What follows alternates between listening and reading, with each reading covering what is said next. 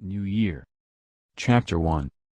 The ordinances about the New Years of the Jewish calendar, the messengers that were sent out from Jerusalem, and at which period of the year the world is divinely judged. Mishnah I. There are 4 New Year days, viz., the first of Nisan is New Year, for the ascension of kings, and for the regular rotation of festivals. 1. The first of Elul is New Year for the cattle tithe. 2. But according to our Eliezer and our Simeon, it is on the first of Tishrei. The first of Tishrei is New Year's Day, for ordinary years, and for Sabbatic years 3 and Jubilees, and also for the planting of trees 4 and for herbs. 5. On the first day of Shebhat is the New Year for trees. 6. According to the school of Shammai, but the school of Hillel says it is on the 15th of the same month. 7. Gemara, for kings. Why is it necessary to appoint such a day? Let every king count the day of his ascension to the throne as the beginning of his year, said Arhista, on account of documents. So that in the case of mortgages, one may know which is the first and which is the second by means of p. 2. The year of the king's reign mentioned in the documents. The rabbis taught, a king who ascends the throne on the 29th of Adar must be considered to have reigned 1 year as soon as the first of Nisan comes, but if he ascends the throne on the first of Nisan he is not considered to have reigned 1 year until the first of Nisan of the following year. From this we infer, that only Nisan is the commencement of years for kings, or the civil new year, that even a fraction of a year is considered a year, and that if a king ascends the throne on the first of Nisan, he is not considered to have reigned 1 year until the next first of Nisan, although he may have been elected in Adar. The Boratha teaches this lest one say that the year should be reckoned from the day of election, and therefore the king would begin his second year, on the first of Nisan following. The rabbis taught, if a king die in Adar, and his successor ascend the throne in Adar, documents may be dated either the last year of the dead king or the first year of the new king. If a king die in Nisan, and his successor ascend the throne in Nisan, the same is the case. But if a king die in Adar, and his successor does not ascend the throne until Nisan, then the year ending with Adar should be referred to as the year of the dead king, and from Nisan it should be referred to as that of his successor. 1. Is this not self-evident? The case here mentioned refers to an instance where the new king was a son of the deceased, and, while ascending the throne in Nisan, had been elected in the month of Adar, and being the king's son, it might be assumed that he was king immediately after his election, and thus the following first of Nisan would inaugurate the second year of his reign. He comes to teach us that such is not the case. R. Johanan says, whence do we deduce that we reckon the commencement of years, for the reign of kings, only from Nisan? Because it is written, I Kings, vi. 1, and it came to pass in the 480th year after the going forth of the children of Israel out of the land of Egypt, in the 4th year of the month Ziv, which is the 2nd month of the reign of Solomon over Israel. Thus the scriptures establish an analogy between the reign of Solomon and the exodus from Egypt.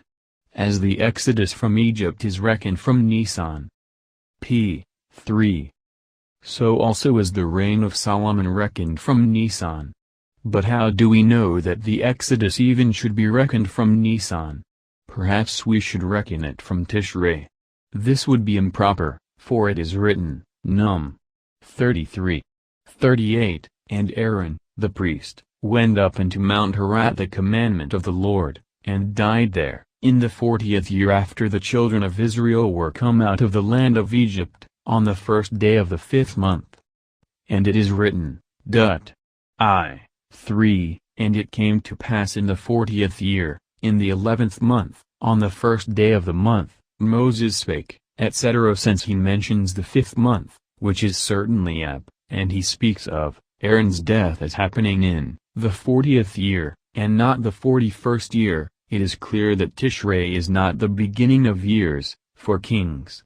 This argument would be correct as far as the former, Aaron's, case is concerned, for the text specifically mentions, 40 years after, the Exodus, but in the latter, Moses, case, how can we tell that the 40th year means from the Exodus?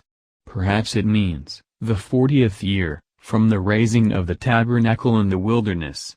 From the fact that our Papa stated further on that the 20th year is mentioned twice for the sake of a comparison by analogy, we must assume that the analogy of expression the 40th year, mentioned in connection with both Aaron and Moses, signifies also, one as in the former case it means 40 years from the time of the Exodus, so also in the latter case. But whence do we know that the incident that took place in the death of Aaron, happened before the speech of Moses, which is related as happening in Shebhat? Perhaps the Shebhat incident happened first. It is not reasonable to suppose this, for it is written, after he had slain Sihon the king of the Amorites, and when Aaron died Sihon was still living. Thus it is written, Num. 21:1, and the Canaanite, the king of Arad, heard. What did he hear? He heard that Aaron was dead, and that the clouds of glory had departed, and he thought that a sign that permission was given from heaven to fight against Israel. 2. How can we make any such comparison? In the one place it speaks of the Canaanite. p. 4. And in the other of Sihon. We have learned in Aburatha that Sihon, Arad, and the Canaanite are identical. This opinion of Ar-Johanan is quite correct, for we find that Aburatha quotes all the verses that he quotes here, and arrives at the same conclusion. Arhasta says, the rule of the Mishnah that the year of the kings begins with Nisan refers to the kings of Israel only, but for the kings of other nations it commences from Tishrei. As it is said, Net. 1, the words of Nehemiah, the son of Hakaliah. And it came to pass in the month of Kislev, in the 20th year, etc. And it is written, Ibid. 2:1, and it came to pass in the month Nisan, in the 20th year of Artaxerxes the king, etc. Since Hanani stood before Nehemiah in Kislev, and the Bible speaks of it as the 20th year, and since Nehemiah stood before the king in Nisan, and the text calls it also the 20th year, it is clear that the new year, for the non-Jewish king, Artaxerxes, is not in Nisan, or in the latter case he would have spoken of the 21st year. This would be correct as far as the latter quotation is concerned, for it specifically mentions Artaxerxes, but in the former verse how do we know that it refers to Artaxerxes? Perhaps it refers to another event altogether. Says our Papa, since in the first passage we read the 20th year and in the second we read the 20th year, we may deduce by analogy that as in the one case Artaxerxes is meant, so is he meant also in the other. But how do we know that the event, recorded as having occurred in Kislev, and not the Nisan incident, happened first? This we know from Aburatha, where it reads, the same words which Hanani said to Nehemiah in Kislev, the latter repeated to the king in Nisan, as it is said, Net. 1:2, the words of Nehemiah, son of Hakaliah. And it came to pass in the month of Kislev, in the 20th year, as I was in Shushan the capital, that Hanani, one of my brethren came, and certain men of Judah. And the gates thereof are burned with fire. And it also said, Net. 2:1-6, and it came to pass in the month of Nisan, in the 20th year of Artaxerxes the king, that wine was before him. So it pleased the king to send me, and I set him a time. R. Joseph raised an objection. It is written, Haggai 2:10, in the 24th day of the 6th month, in the 2nd year of Darius. And it is also written, Ibid. In the 2nd year, in the 7th month, in the 21st. p. 5. Day of the month. 1. If the rule is that Tishrei, the 7th month, is the beginning of years for non-Jewish kings, should not the text read in the 3rd year of Darius instead of the 2nd year? Arau answered, Cyrus was a most upright king, and the Hebrews reckoned his years as they did those of the kings of Israel, beginning with Nisan. R. Joseph opposed this. First, if that were so, there are texts that would contradict each other, For it is written, Ezra, vi. 15, and this house was finished on the 3rd day of the month Adar, which was in the 6th year of the reign of Darius the king. And we have learned in Aboratha, at the same time in the following year Ezra and the children of the captivity went up from Babylon, and the Bible says about this, Ezra, 7, 8, and he came to Jerusalem in the 5th month in the 7th year of the king. But if the rule is, that for Cyrus the year began with Nisan and not Tishrei, should not the text say the 8th year, since the 1st day of Nisan, the beginning of another year, intervenes between the 3rd of Adar and the month of Ab? Secondly, how can these texts be compared? In the one place it speaks of Cyrus, and in the other of Darius. We have learned in Aboratha that Darius, Cyrus, and Artaxerxes are all one and the same person. And for festivals. Do then the festivals commence on the 1st of Nisan? Do they not begin on the 15th of that month? Arhista answered, the Mishnah means that Nisan is, the month that contains that festival which is called the New Year for festivals, viz., Passover. What difference does it make, in practice? It makes a difference to one who has made a vow, because through this festival he becomes culpable of breaking the law, thou shalt not slack to pay. 2. And this is according to the opinion of R. Simeon, who says, that, before one is guilty of delay, the 3 festivals must have passed by in their regular order, with Passover as the first, of the 3. Thus was also the dictum of R. Simeon ben Joachai, who stated that the law against procrastination, p. 6, may be violated at times only when 5 festivals had passed by in their regular order, at other times when 4, and again when 3 festivals had passed, that is, if the vow was made before the Feast of Pentecost he becomes guilty of procrastination only when Pentecost, Tabernacles, Passover, and again Pentecost and Tabernacles had passed by. If the vow was made before Tabernacles then he becomes guilty. The rabbis taught, as soon as 3 festivals have passed by and the following duties, or vows, have not been fulfilled one is guilty of procrastination, and these are, the vow of one who says, I will give the worth of myself, to the sanctuary, or, I will give what I am estimated to be worth, in accordance with Lev. 27, or the vow concerning objects, the use of which one has forsworn, or which one has consecrated, to the sanctuary, or sin offerings, guilt offerings, burnt offerings, peace offerings, charity, tithes, the firstings, the paschal offerings, the gleanings of the field, that which is forgotten to be gathered in the field, the produce of the corner of the field. 1 R. Simeon says, the festivals must pass by in their regular order, with Passover as the first. And R. Mir says, as soon as even one festival has elapsed and the vow has not been kept the law is infringed. R. Eliezer ben Jacob says, as soon as 2 festivals have elapsed the law is infringed. But R. Eliezer ben Simeon says, only the passing of the Feast of Tabernacles causes the infringement of the law, whether or not any other festivals have passed by between the making and the fulfilling of the vow. What is the reason of the first Dana? Since in Dut. 16, the text has been speaking of the 3 festivals, why does it repeat, on the Feast of Unleavened Bread, on the Feast of Weeks, and on the Feast of Tabernacles? This signifies that when Tabernacles, Passover, Pentecost, and again Tabernacles had passed, but if the vow was made before Passover, then the man becomes guilty if he allows the 3 festivals to pass by in their regular order. Infer from this that the festivals must pass in the order just mentioned before one is guilty of procrastination. R. Simeon says, it was not necessary to repeat on the Feast of Tabernacles, because the text was speaking of that festival, when it mentioned the names of the 3 festivals. Why, then, does it repeat it?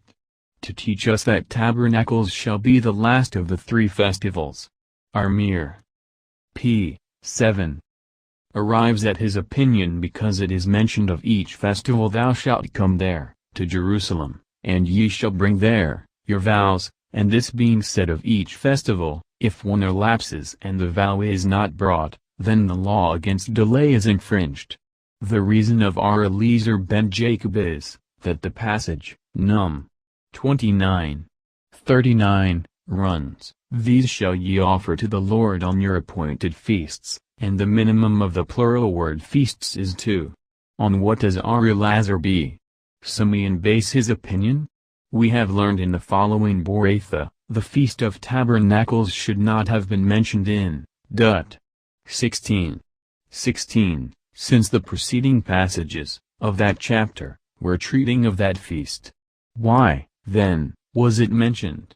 To indicate that that particular feast, Tabernacles, is the one that causes the infringement of the law. What do our Mir and our Eliezer ben Jacob deduce from the superfluous passage on the Feast of Unleavened Bread, on the Feast of Weeks, and on the Feast of Tabernacles?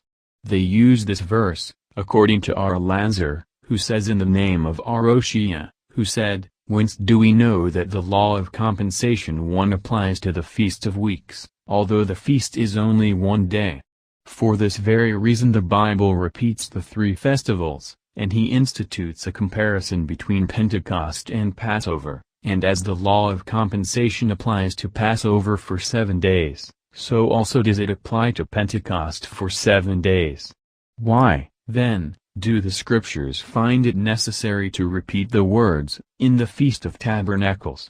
To compare it with the Feast of Passover, as during Passover it was obligatory to stay overnight in Jerusalem, so was it also necessary during the Feast of Tabernacles. But how do we know that it was obligatory during the Feast of Unleavened Bread? It is written, Dut. 16:7, "Thou shalt turn in the morning, after staying overnight, and go unto thy tents." Whence do we deduce this? The rabbis taught, it is written, Dut.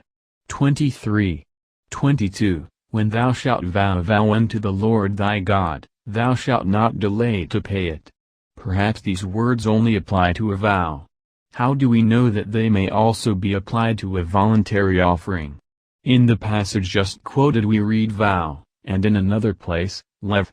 7:16, we find "but if the sacrifice of his offering be a vow or a voluntary offering." p. 8.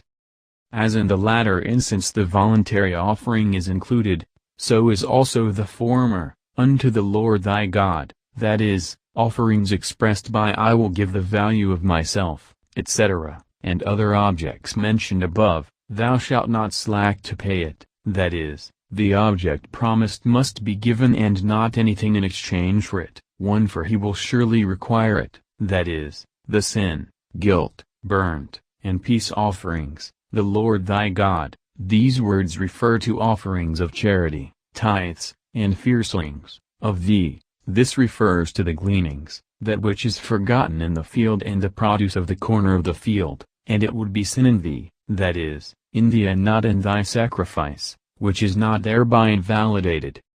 The rabbis taught, it is written, Dut. 23:24, "What is gone out of thy lips." This refers to the positive commandments of the law, "thou shalt keep," refers to the negative commandments, and "perform," is a warning to the Beth Din, that they should enforce the laws, according as thou hast vowed, refers to vows, "to the Lord thy God," refers to sin, guilt, burnt, and peace offerings, voluntarily, means just what it is, "which thou hast spoken," refers to the sanctified objects devoted to the temple for repairs, etc., "with thy mouth," refers to charity. Says Rabbi, one is culpable if he does not give forthwith that which he has vowed for charity. Why so? Because there are always poor people, needing immediate help. Is this not self-evident? One might suppose that, since the law prohibiting delay is found in connection with the duty of giving charity and also of bringing the various voluntary offerings, it would apply to both, and it would not be infringed until the 3 festivals had elapsed. He comes to teach us, that charity and sacrifices are different. In the latter case the infringement of the law depends on the festivals, but in the case of charity it must be given immediately, for the poor are always to be found. And Rabhu said again, as soon as 3 festivals have passed, and one has not brought his offering, he daily transgresses the law against delay. An objection was raised. As soon as a year, containing 3 festivals or not, has passed, he that does not bring his offering, be it a firstling or any of the holy offerings, transgresses daily the law against delay. It is quite possible that the 3 festivals may elapse and yet a year may not go by, that is, from Passover till Tabernacles is only p. 9. 7 months, but how can it happen that a year may pass and the 3 festivals should not occur, in that time? It may happen according to those who say, that the 3 festivals must elapse, in their regular order, but according to those who do not say, that the 3 festivals must go by, in their regular order, how can such a case occur? This would be correct according to Rabbi, who holds that the intercalary month 1 is not a part of the year, and it occurs in a leap year, when one consecrates anything, to the temple, after the feast of Passover, for when the end of the 2nd Adar has arrived, a year, of 12 months, has elapsed, yet the 3 festivals have not passed by in their regular order. But how can such a case occur according to the rabbis? It can happen as our Shemaiah teaches, Pentecost falls on the 5th, 6th, or 7th of Sivan. How is this possible? In a year when the months of Nisan and Iyar have 30 days each, Pentecost falls on the 5th of Sivan. When they each have 29 days, Pentecost falls on the 7th of Sivan, but when the one has 29 days and the other has 30 days, Pentecost falls on the 6th of Sivan. Arzara asked, how does the law against delay affect an heir? Shall we argue that the law says, 23. 22, when thou shalt vow, that is, the testator has vowed, but the heir has not vowed, consequently the law does not apply to him, or shall we infer from the passage, 12. 5, 6, and thither shalt thou come. And ye shall bring, that the heir, who is obliged to come, is also in duty bound to bring with him, the objects vowed by the testator. Come and hear. Arhiah taught, it is written in this connection, 23. 22, of thee, that is, from the one who vowed, and this excludes the heir. But did we not say above that these words refer to the gleanings, etc.? The text uses the word v'imach, of thee, which we can explain to mean both the successor and the gleanings, etc. that is, all that comes of thee. Arzara asked, how does the law against delay affect a woman? Shall I say that since she is not obligated to appear, in Jerusalem, the law does not apply to her? Or perhaps it is her duty to go there because she is included in the law to rejoice? Certainly, answered Abai, she is bound by this law because it is her duty to rejoice. p. 10. The schoolman asked, from when do we count the beginning of the year for a firstling? Answered Abai, from the moment it is born, but Arahabi. Jacob said, from the moment it is acceptable as an offering, that is, when it is 8 days old. Lev. 22. 27. They do not differ, for the former rabbi refers to an unblemished animal and the latter to one with a blemish. May, then, a blemished animal be eaten, on the day of its birth? Yes, if we are sure it was born after the full period of gestation. The rabbis taught, the 1st of Nisan is the new year for, arranging the, months, for, appointing, leap years, for giving the half shekels, and, some say, also for the rental of houses.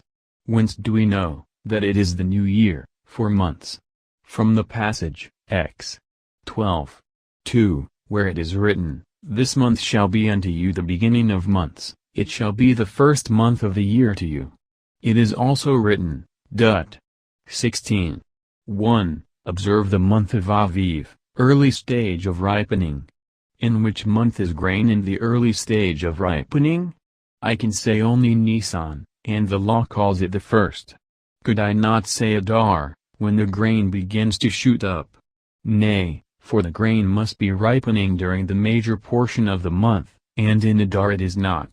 Is it then written that the grain must be ripening the major portion of the month? Therefore, says Rabina, the sages do not find the rule of calling Nisan the first month in the Pentateuch, but in the book of Esther, where it is clearly stated, Esther 3:7, in the first month, that is, the month Nisan. 4 leap years. Do we, then, count leap years from Nisan? Does not Aboratha teach us that Adar only is the intercalary month? Answered R. Naaman B. Itzhak, the words 4 leap years mean here the termination of leap years, 1 and our Tana speaks of the beginning of the leap year and not the end. For giving the half shekels. Whence do we deduce this? Said Ar Yashia, in Num. 28:14, this is the burnt offering of the new moon throughout the months of the year. The scriptures say proclaim it a new month, and also bring a sacrifice from the new products. We make a comparison between the words year used in this passage and in X. 12:2. p. 11. Paragraph continues, it shall be the first month of the year to you, and deduce that they both refer to Nisan. R. J. Huda says in the name of Samuel, it is required that the congregational sacrifices one brought on the first of Nisan should be purchased with the shekels collected for the new year, but if the sacrifice was bought with the funds obtained from the former year's funds, it is acceptable, yet the law was but imperfectly complied with. We have also learned the same in Aboratha with the addition that, if an individual offers from his own property, proper objects for the congregational sacrifices, they are acceptable, but he must first present them to the congregation. Is this not self-evident?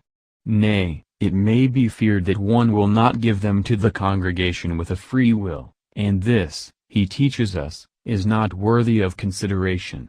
And the reason that our Tana does not mention that Nisan is a new year for the giving of shekels also, is because it is said above that if one has brought an offering from the old funds, he has done his duty, therefore he could not make Nisan absolutely binding as a new year for the sacrifices. It is said above, and some say also for the rental of houses. The rabbis taught, he who lets a house to another for a year, should count the year as 12 months from day to day, but if the lessee says, I rent this house for this year, even if the transaction takes place on the 1st of Adar, as soon as the 1st of Nisan arrives, the year of rental has expired. Can you not say Tishrei is the beginning of the year for such transactions? Nay, it is generally understood that if a man rents a house in the autumn he rents it for the whole of the rainy season, winter. And the Tana of the first part of the above Boratha, who does not fix Nisan as the month for rentals, and also our Tana both are of the opinion that in Nisan, too, bad weather sometimes prevails, and therefore Nisan and Tishrei are alike in this respect. On the 1st of Elul is the new year for the cattle tithes. According to whose opinion is this? Says our Joseph, it is according to Rabbi's own opinion which he formed in accordance with the opinions of different Tanaim. With regard to the festivals he holds with our Simeon, and with regard to the cattle tithe he holds to the opinion of our Mir. If that is so, are there not p. 12. 5 beginnings of years instead of 4? Rabban answered that the Mishnah mentioned only the 4, which are not disputed by anyone. According to our Mir there are 4, if that for the festivals be excluded, and according to our Simeon there are 4, if that for the cattle tithes be excluded. R. Naaman Baritzhak, however, says, no such explanation is needed. The Mishnah means that there are 4 months, in which there are, or may be, many beginnings of years. According to our Eliezer and our Simeon it is on the 1st of Tishrei. Our Johanan says, both of them deduce their opinion by various interpretations of the same scriptural passage. It is written, Psalms, LXV 14, the meadows are clothed with flocks, the valleys also are covered with corn, men shout for joy, they also sing. Our Mir thinks, this is the interpretation of these words, when are the meadows clothed with flocks? At the season when the valleys are covered with corn. And when are the valleys covered with corn? About the time of Adar. The flocks conceive in Adar and produce their young in Ab, consequently the beginning of the year, for the cattle tithe, is Elul. Our Eliezer and our Simeon, however, say, when are the meadows clothed with flocks? At the season when they shout and sing. When do the ears of corn seem to send up a hymn of praise? In Nisan. Now, the sheep conceive in Nisan and produce in Elul, consequently the beginning of the year, for their tithe, is Tishrei. But Rabhu says, all agree that only Adar is the time when the meadows are clothed with flocks, and the valleys are covered with corn. But they differ about this passage. 14:22 Thou shalt truly tithe, literally, thou shalt tithe in tithing, and we see that the text here speaks of two tithes, viz., of cattle and of grain.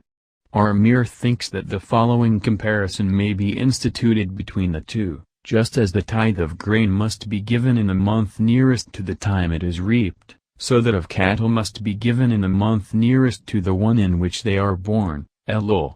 Our Eliezer and our Simeon, however, are of the opinion that another comparison may be instituted between these tithes, viz., just as the beginning of the year for giving the tithe of grain is Tishrei, so also is Tishrei for that of cattle. The first of Tishrei is the New Year's Day for ordinary years. For what purpose is this rule? Answers are Zara, to determine the equinoxes and solstices, and this agrees with the opinion of our Eliezer, who says that the world was created. p. 13. In Tishrei, but R. Naaman says, it is the new year, for divine judgment, as it is written. 11:12 From the beginning of the year till the end of the year, that is, at the beginning of the year it is determined what shall be at the end of the year. But whence do we know that this means Tishrei? It is written, Psalms, 3, blow on the new moon the cornet at the time when it, the new moon, is hidden one on our solemn feast day. What feast is it on which the moon is hidden? We can only say Rosh Hashanah, New Year's Day, and of this day it is written, Ibid. v. 4, for it is a statute unto Israel, a judgment day, for the God of Jacob. The rabbis taught, it is a statute unto Israel, whence we infer that the heavenly court of judgment does not enter into judgment until the Beth Din on earth proclaims the new moon. Another Boraitha states, it is written, it is a statute unto Israel. From this it appears that, New Year's Day is a day of judgment, only for Israel. Whence do we know it is so also for other nations? Therefore it is written, it is the day of judgment of the God of Jacob, the universal God. Why, then, is Israel mentioned? To inform us that Israel comes in for judgment first. This is in accordance with the saying of Arhasta, if a king and a congregation have a lawsuit, the king enters first, as it is said, I Kings, 8:59, the cause of his servant, King Solomon, and the cause of his people. Why so? Because it is not customary to let a king wait outside. For the computation of Sabbatic years. On what scriptural passage is this based? On Lev. 25:4, which reads, But in the seventh year there shall be a Sabbath of rest unto the land, and he deduces, that it means Tishrei, by analogy from the word year in this passage and in the following, from the beginning of the year. 11:12, which surely refers to Tishrei. And Jubilees. Do, then, Jubilees begin on the 1st of Tishrei? Do they not begin on the 10th, as it is written, Lev. 25:9, On the Day of Atonement shall ye make the cornet sound throughout all your land? Our Mishnah is in accordance with our Ishmael the son of our Johanan ben Berekah of the following Boraitha, it is written, Lev. 25:10, Ye shall sanctify the year, the 50th year. Why was it necessary to repeat the word year? Because in the same connection it p. 14 is said, Ibid. 9, On the Day of Atonement shall ye make the cornet sound, and one might suppose that the Jubilee is sanctified only from the Day of Atonement, and not before. Therefore the word year is repeated to teach us that by the words ye shall sanctify the 50th year is meant, that from the very beginning of the year the Jubilee commences to be consecrated. From this R. Ishmael the son of R. Johanan B. Baraka says, from New Year's Day until the Day of Atonement slaves were not walled to return to their own homes, neither did they serve their masters, but they ate and drank and rejoiced with the crown of freedom on their heads. As soon as the Day of Atonement arrived the Beth Din ordered the cornet to be blown and the slaves returned to their own homes, and estates reverted to their original owners. We have learned in another Boratha, it is a Jubilee, Jubilee. What is meant by these superfluous words? Since it is said, Lev. 25:10, and ye shall sanctify the 50th year, one might think that, as at the beginning of the year the Jubilee commences to be sanctified, the sanctification should be extended to the Day of Atonement, after the end of the year, and be not surprised at such a teaching, since it is customary to add from the non-sanctified to the sanctified. Hence the necessity of the words in the passage, next to that quoted above, Lev. 25:11, a Jubilee shall that 50th year be unto you, that is, the 50th year shall be hallowed, and not the 51st, but the rabbis, whence do they derive the regulation that the 51st year is not sanctified? Because it is plainly written the 50th year and not the 51st. This excludes the opinion of R. J. Huda who holds that the Jubilee year is added at the beginning and end. 1. The rabbis taught Jubilee, it is a Jubilee, even if the people have not relinquished their debts, even if the cornet is not sounded, shall we also say even if slaves are not released? Hence the word high is used, to indicate that only when the slaves are released it is a Jubilee, so says R. J. Huda. R. Jose says, it is a Jubilee, even if debts are not relinquished and slaves are not released, shall we also say even if the cornet is not sounded? Hence the word high is used, and means the sounding of the cornet. Since one passage includes all that is prescribed, and the other p. 15 passage exempts certain regulations, why should we say it is a Jubilee even if they have not released slaves, but that it is not a Jubilee if they failed to sound the cornet? Because it is possible that sometimes a Jubilee may occur, and yet there are no Hebrew slaves to release, but a Jubilee can never occur without the sounding of the cornet, for a cornet can always be found. Another explanation is, that, the sounding of the cornet, is the duty of the Beth Din, and it will never fail to perform it, while, the releasing of slaves, is the duty of the individual, and we cannot be sure that he will perform it. Is not the first explanation satisfactory, that he gives this additional explanation? It may not be satisfactory to some who might say, that it is impossible that not one Hebrew slave should be found somewhere to be released. Therefore, the Boratha adds, that the blowing of the cornet is the duty of the Beth Din, and they will not fail to perform it. R. Abba, however, said in the name of R. Johanan, the foregoing are the words of R. J. Huda and R. Jose, but the masters hold that all three conditions may prevent the fulfillment of the law, because they hold that the word high, Lev. 25:10, should be explained as to the subject mentioned in the passage in which it occurs, and in the preceding and the following passages also, and in the passage immediately following the high said, fields reverted to their original owners. This, then, also constitutes one of the three conditions. But is it not written, a Jubilee, which certainly means to add something not mentioned previously? This additional word refers to the lands outside of Palestine, where the Jubilee must also be enforced. If so, what then is the intent of the words throughout the land? They lead us to infer, that at the time when, under a Jewish government, liberty is proclaimed throughout the land, Palestine, it should be proclaimed outside the land, but if it is not proclaimed in the land, it need not be proclaimed outside the land. And also for the planting of trees. Whence do we deduce this? From Lev. 19:23, where it is written, 3 years shall it be as uncircumcised, and also, Ibid. 24, but in the 4th year.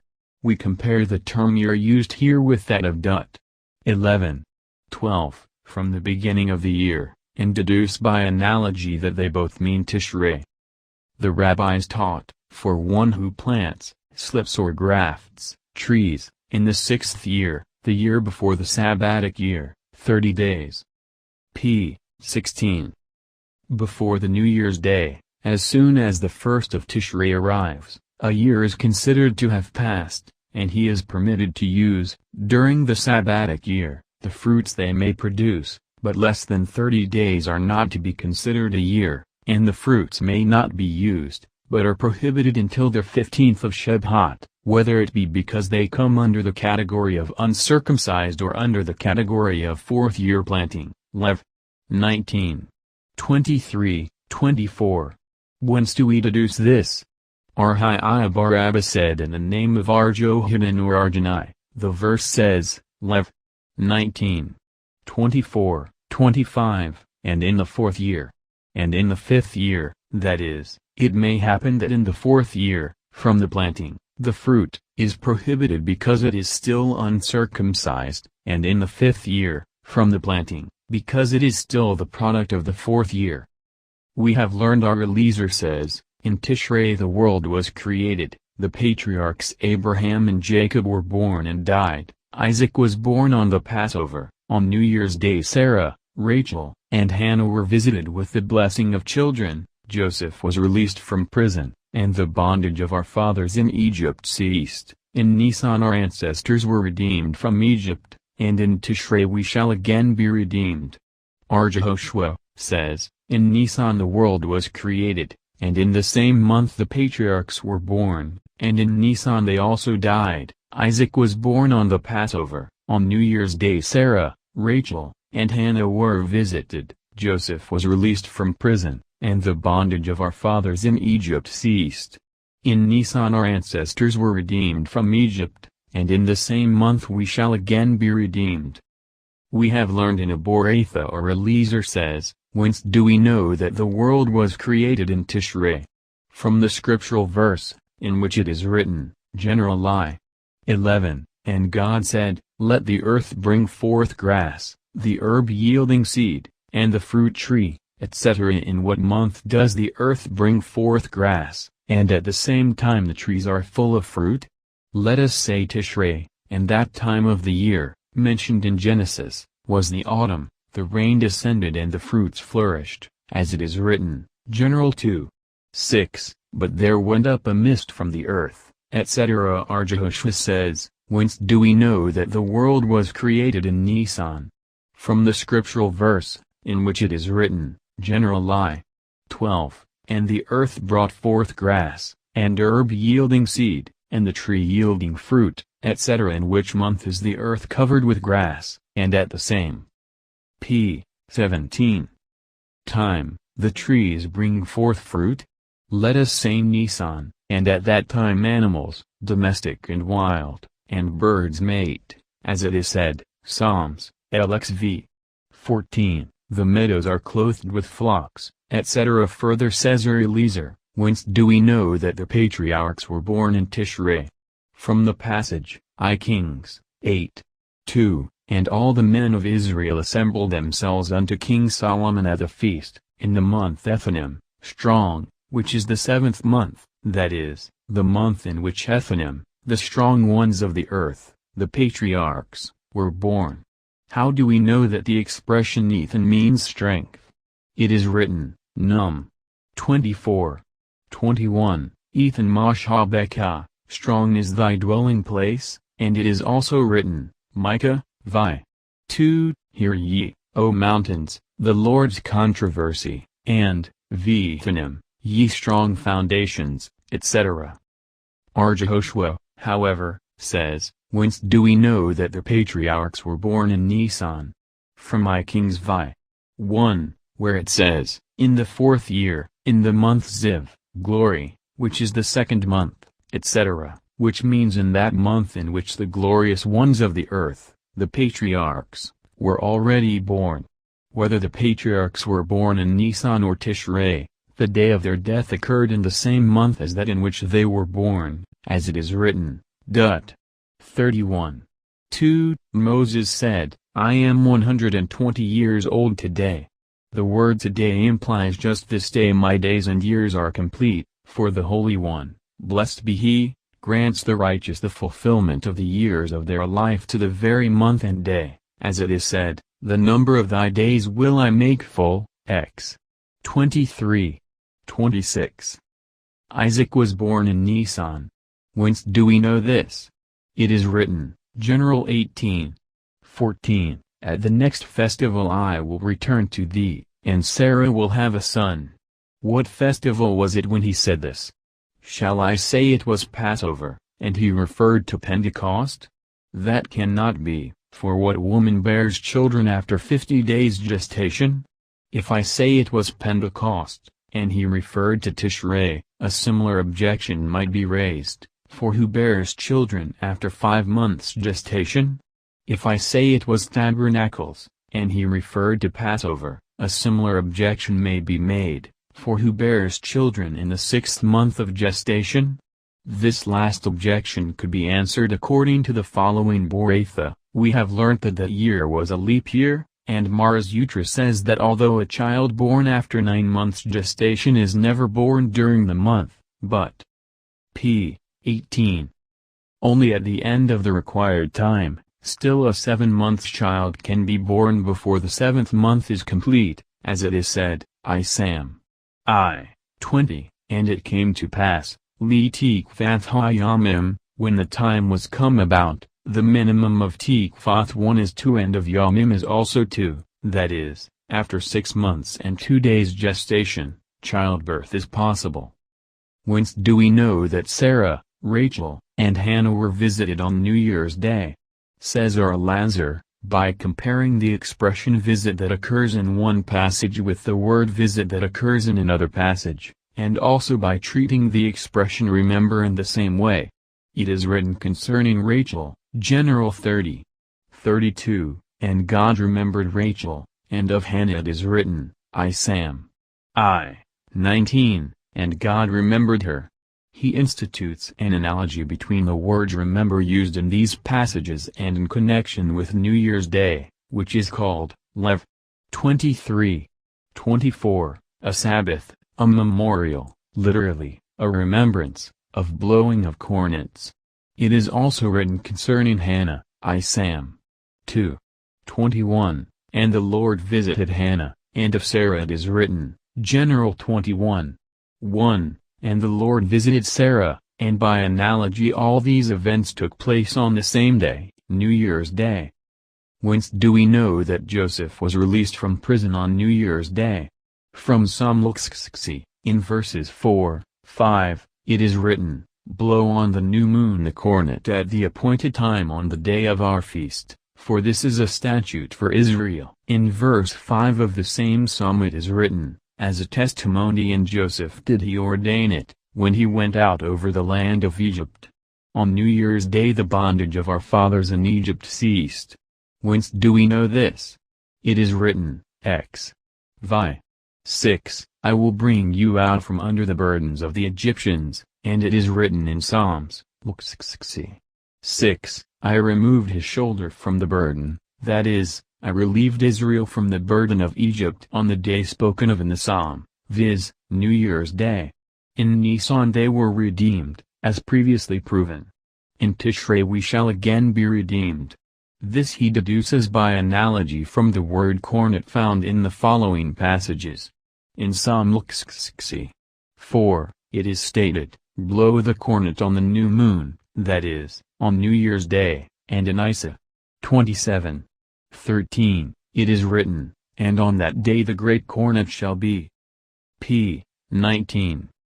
Blown, and as it means New Year's Day in the one place, so does it also in the other. R. Jehoshua says, In Nisan they were redeemed, and in that month we shall be redeemed again. Whence do we know this? From Ex. 12. 42, which says, "It is a night of special observance, that is, a night specially appointed since the earliest times for the final redemption of Israel." The rabbis taught, the Jewish sages calculate the time of the flood according to our Eliezer, and the solstices according to our Jehoshua, but the sages of other nations calculate the time of the flood also as our Jehoshua does. And for herbs. To this Aboratha adds tithes and vows. Let us see. What does he mean by herbs? The tithe of herbs. But are not these included with other tithes? Nay, for the tithe of herbs is a rabbinical institution, while the others are biblical. If so, should he not teach the biblical commandment first? This is no question, because it was pleasing to him to have discovered that, although the tithe of herbs is only a rabbinical institution, yet it should have a special new year to prevent the confusion of tithes from year to year. He, therefore, gives it precedence. And the Tana of our Mishnah teaches us the rabbinical institution, viz., the new year for herbs, leaving us to infer that if that must be observed, so much the more must the biblical law be followed. The rabbis taught, if one gathers herbs on the eve of New Year's Day before sunset, and gathers others after sunset, he must not give the heave offering or the tithe from the one for the other, for it is prohibited to give the heave offering or tithe from the product of the past year for that of the present, or vice versa. If the second year from the last Sabbatic year was just ending and the third year was just beginning, then for the second year he must give the first and second tithes, and for the third year he must give the first and the poor tithes. Whence do we deduce that, in the third year no second tithe was to be p. 20. given? Our Jehoshua ben Levi says, in Dut. 26:12, it is written, when thou hast made an end of the tithe of produce in the third year, which is the year of the tithing, that is, the year in which only one tithe is to be given. What is to be understood by one tithe? The first and poor tithes, and the second tithe shall be omitted. But perhaps it is not so, that the first and poor tithe are one tithe, but that the first tithe shall be also omitted. This cannot be so, for we read, Num. 18:26, the tithe which I have given you from them, for your inheritance, etc. From this we see that, the Scripture compares this tithe to an inheritance, and as an inheritance is the perpetual property of the heir, so also is the first tithe an uninterrupted gift for the Levite. And for vows, the rabbis taught, whoso vows to derive no benefit from his neighbor for a year, must reckon, for the year, 12 months, from day to day, but if he said for this year, if he made the vow even on the 29th of Elul, as soon as the 1st of Tishrei comes, that year is complete, for he vowed to afflict himself and that purpose, even in so brief a period, has been fulfilled. But perhaps we should say Nisan should be regarded as the new year in such a case? Nay, in the matter of vows we follow the common practice among men, who generally regard Tishrei as the new year. We have learned, Masrathai, 3, we reckon the year for giving the tithe, for carob as soon as it begins to grow, for grain and olives as soon as they are 1/3 ripe. What is meant by as soon as it begins to grow? When it blossoms. Whence do we know that we reckon the tithe on grain and olives when they are 1/3 ripe? Said Arsi in the name of our Johanan, and the same was said in the name of our Hosea of Galilee, it is written, Dut. 31:10, at the end of every 7 years, in the solemnity of the year of release, in the Feast of Tabernacles. What has the year of release to do with tabernacles? It is already the 8th year, because the Bible says at the end of every 7 years? It is only to tell us that all grain which was 1/3 ripe before New Year's Day must be regarded even in the 8th year as the product of the Sabbatic year. And for this we find support in the following Boratha, our Jonathan B. Joseph says, it is written, Lev. 25:21, and it shall bring forth fruit for 3, lishlosh, years. Do not read lishlosh for 3, but in this case read lishlosh for 1/3, that is, It is considered produce when it is a third ripe. But this p. 21 verse is required for its own particular purpose. There is another verse, Ibid.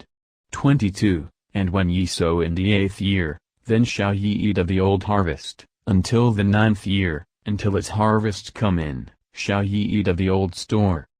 We have learned in a Mishnah, Shebeth 2:7, rice, millet, poppies, and lentils which have taken root before New Year's Day come under the category of tithes for the past year, and therefore one is permitted to use them during the Sabbatic year, but if they have not taken root, one is forbidden to use them during the Sabbatic year, and they come under the category of tithes of the following year.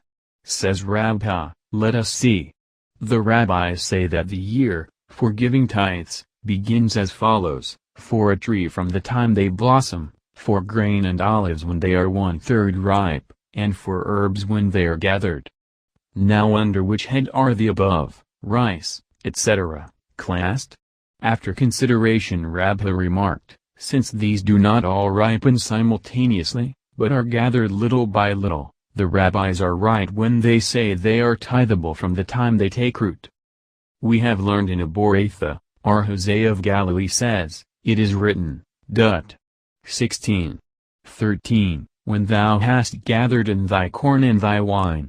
We infer that as corn and wine, now being gathered, grow by means of the past year's rains, and are tithed as last year's, before New Year's Day, products, so every fruit that grows by the rain of last year is tithable as the last year's produce, but herbs do not come under this category, for they grow by means of the rains of the new year, and they are tithable in the coming year. Arakiba, however, says that the words when thou hast gathered in thy corn and thy wine lead us to infer that as corn and grapes grow chiefly by means of rain, and are tithed as last year's products, so all things that grow chiefly by rain are tithed as belonging to the past year, but as herbs grow even by watering, they are tithed as the next year's products. In what case is this difference of opinion applicable? Said Aruha, in the cases of onions and Egyptian beans, for a Mishnah says, onions and Egyptian beans which have not been watered for 30 days before New Year's Day are tithed as last year's products, and are allowed to be used during the Sabbatic year, but if they have been watered, then they are prohibited during the Sabbatic year and are tithed as next year's products. On the 1st of Shabbat is the new year for trees. Why, p. 22. So? Said Lazar, in the name of Rosh, because at that date the greater part of the earlier rains have fallen, although the greater part of the tikva is yet to come. The rabbis taught, it once happened that Arakiba picked the fruit of a citron tree on the 1st of Shabbat, and gave 2 tithes of them, one according to the school of Shammai and one in accordance with the school of Hillel. Says Hosea b. Jehuda, nay, Akiba did not do this because of the school of Shammai or the school of Hillel, but because Gamaliel and Eliezer were accustomed to do so. Did he not follow the practice of Beth Shammai because it was the 1st of Shabbat? Said Hanina, and some say Hananiah, the case here cited was one of a citron tree, the fruit of which was formed before the 15th of last Shabbat, and he should have given the tithe of it even before the present 1st of Shabbat, but the case happened to be as cited. But Rabbeinu said, put the foregoing together and read the words of Hosea, as follows. It did not happen on the 1st of Shabbat, but on the 15th, and he did not follow the regulations of the school of Hillel or the school of Shammai, but the custom of Gamaliel and Eliezer. Rabbi Barhuna said, although Gamaliel holds that a citron tree is tithable from the time it is picked, as is the case with herbs, nevertheless the new year for tithing it is in Shabbat. Johanan asked Tarjanai, when is the beginning of a year for the tithe on citrons? And he said, Shabbat. Dost thou mean, said he, the month Shabbat is fixed by the lunar year or by the solar year, from the winter solstice? By the lunar year, he replied. Rabbi asked Naaman, According to another version, Arjohanan asked Arjuna, "How is it in leap years, when there are 13 lunar months?" And he said, "Shebhat, as in the majority of years." It was taught, Arjohanan and Resh Lakish both say that a citron that has grown in the 6th year and is unpicked at the entrance of the Sabbatic year is always considered the product of the 6th year. When Rabban came, from Palestine, he said, in the name of Arjohanan, a citron that was as small as an olive in the 6th year, but grew to the size of a small loaf of bread during the Sabbatic year, if one used it without separating the tithe, he is culpable because of tittle. 2. p. 23. The rabbis taught, a tree whose fruits formed before the 15th of Shebhat must be tithed as the product of the past year, but if they formed after that, they are tithed during the coming year. Said Nehemiah, this applies to a tree that looks as if it bore 2 crops, that is, whose fruits do not ripen all at once, but at 2 times. But in the case of a tree that produces but 1 crop, as, for example, the palm, olive, or carob, although their fruits may have formed before the 15th of Shebhat, they are tithed as the products of the coming year. Arjohanan remarked that in the case of the carob people follow the opinion of Nehemiah. Resh Lakish objected to Arjohanan, since white figs take 3 years to grow fully ripe, must not the 2nd year after the Sabbatic year be regarded as the Sabbatic year for them? Arjohanan was silent. Abba the priest said to Hosea the priest, I am surprised that Arjohanan should have accepted this query of Resh Lakish without comment. Mishnah, at 4 periods in each year the world is judged, on Passover, in respect to the growth of grain, on Pentecost, in respect to the fruit of trees, on New Year's Day all human beings pass before him, God, as sheep before a shepherd, as it is written, Psalms 30:9, He who hath fashioned all their hearts understandeth all their works. 1 And on tabernacles judgment is given in regard to water, rain. Gemara, what grain does the divine judgment affect on the Passover? Does it mean the grain now standing in the field, about to be reaped?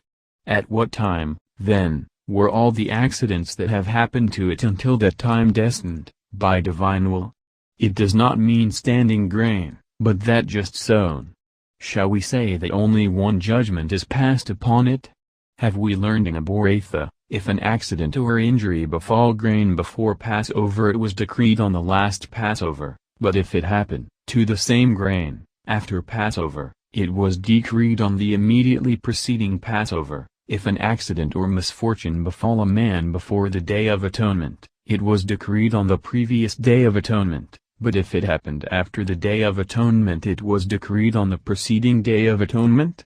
Answered Rabba, learn from this that judgment is passed twice, in 1 year, before the sowing and before the reaping. Therefore said Abai, when a man sees that the p. 24. grain which ripens slowly is thriving, he should as soon as possible sow such grain as ripens quickly, in order that before the time of the next judgment it may already have begun to grow.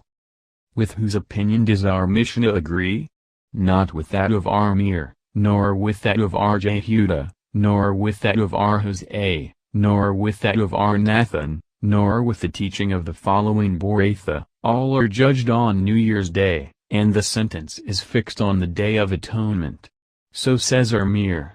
Jehuda says all are judged on New Year's Day, but the sentence of each is confirmed each at its special time: at Passover for grain, at Pentecost for the fruit of trees, at tabernacles for rain, and man is judged on New Year's Day, and his sentence is confirmed on the Day of Atonement. Hosea says man is judged every day, as it is written, Job 7:18, Thou rememberest him every morning, and Nathan holds man is judged at all times, as it is written, Ibid, Thou trust him every moment. And if you should say that the Mishnah agrees with the opinion of Jehuda, and that by the expression judgment it means the confirmation of the decree, then there would be a difficulty about man. Said Rabba, The Tana of our Mishnah is in accordance with the school of R. Ishmael of the following Boratha, at 4 periods as the world judged, at Passover, in respect to grain, on Pentecost, in regard to the fruit of trees, on tabernacles, in respect to rain, and on New Year's Day man is judged, but the sentence passed upon him is confirmed on the Day of Atonement, and our Mishnah speaks of the opening of judgment only, and not the final verdict.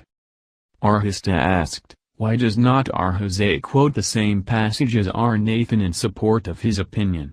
Because trying is not judging. But does not remembering also convey the same idea? Therefore said Arhista, R. Jose bases his opinion on another passage, viz. I Kings 8:59, that God may maintain the cause of his servant and the cause of his people Israel every day. Said R. Joseph, according to whom do we pray nowadays for the sick and for faint, scholars, every day? According to R. Jose, who maintains that man is judged every day. We have learned in a Boratha, R. Jehuda taught in the name of Arakab. Why does the Torah command, Lev.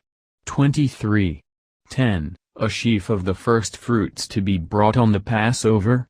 Because Passover is the period of judgment in respect to grain, and the Holy One, blessed be he, said, offer before me the p. 25. First sheaf of produce on Passover, so that the standing grain may be blessed unto you. And why the 2 loaves, Lev. 23:17, on the Pentecost? Because that is the time when judgment is passed on the fruit of trees, and the Holy One, blessed be he, said, bring before me 2 loaves on the Pentecost, so that I may bless the fruits of the tree. Why was the ceremony of the outpouring of water, on the altar, performed on the Feast of Tabernacles? Because he said, perform the rite of the outpouring of waters, that the rain shall fall in due season. And he also said, recite before me on New Year's Day the Malkiath, Zikronoth, and Shaproth, 1 the Malkiath, that you proclaim me king, the Zikronoth, that your remembrance for good may come before me. And how shall this be done? By the sounding of the cornet. Raz said, why is the cornet made a ram's horn? The Holy One, blessed be he, said, sound before me on a cornet made of a ram's horn, that I may remember, for your sake, the offering of Isaac, the son of Abraham, Vide General 22:13, and I shall consider even you as worthy, as if ye had shown an equal readiness to sacrifice yourselves to me. Aritzhak said, a man is judged only according to his deeds at the time of sentence, as it is written, General 21:17, God heard the voice of the lad, as he then was, and the same rabbi also remarked, 3 circumstances cause a man to remember his sins, viz., when he passes by an insecure wall, when he thinks deeply of the significance of his prayer, and when he invokes divine judgment on his neighbor, for our Abban says, whoso calls down divine judgment on his neighbor is punished first, as we find in the case of Sarah, who said, General 16:5, to Abraham, I suffer wrong through thee, may the Lord judge between me and thee. And shortly after we read, that she died, and Abraham came to mourn for Sarah and to weep for her, General 23:2. Naturally this only applies to cases where appeal could have been made to a civil court, and the invocation of divine judgment was not necessary. 2. Aritzhak. p. 26. Preached, 4 things averred the evil decree passed, by God, on man viz., charity, prayer, change of name, and improvement. Charity, as it is written, Prov. X. 2, charity delivereth from death. Prayer, in accordance with, Psalms, Kvi. 19, they cry unto the Lord when they are in distress, and he saveth them out of their afflictions. Change of name, as it is written, General 17:15, as for Sarai, thy wife, thou shalt not call her name Sarai, but Sarah shall her name be, and the text continues by saying, Ibid. 16, then will I bless her, and give thee a son also of her. Improvement, We deduce from Jonah 3:10, and God saw their works that they had turned from their evil ways, and immediately adds, and God bethought himself of the evil he had said he would do unto them, and he did it not. Some add to these 4 a 5th, change of location, as it is written, General 12:1 and 2, and God said to Abraham, Get thee out from thy land, and afterwards, I will make of thee a great nation.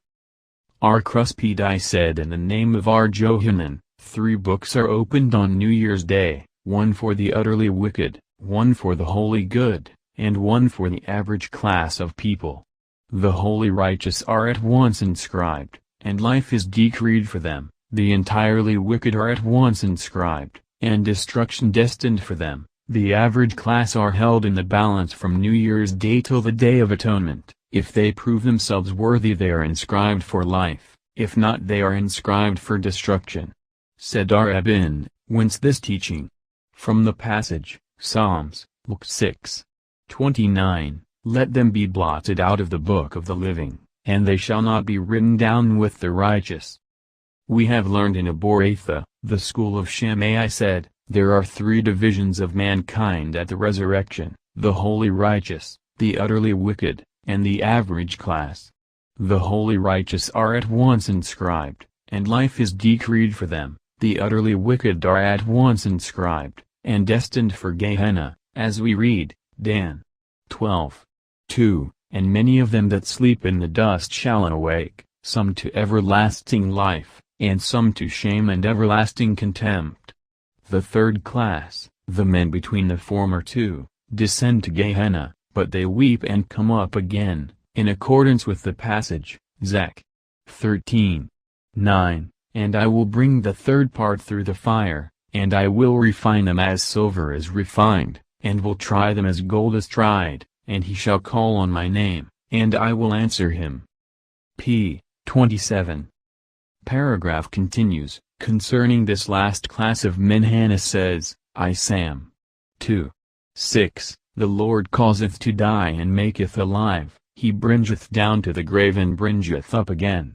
The school of Hillel says, the merciful one inclines, the scale of justice, to the side of mercy, and of his 3rd class of men David says, Psalms, XV 1, It is lovely to me that the Lord heareth my voice. In fact, David applies to them the psalm mentioned down to the words, Thou hast delivered my soul from death, Ibid.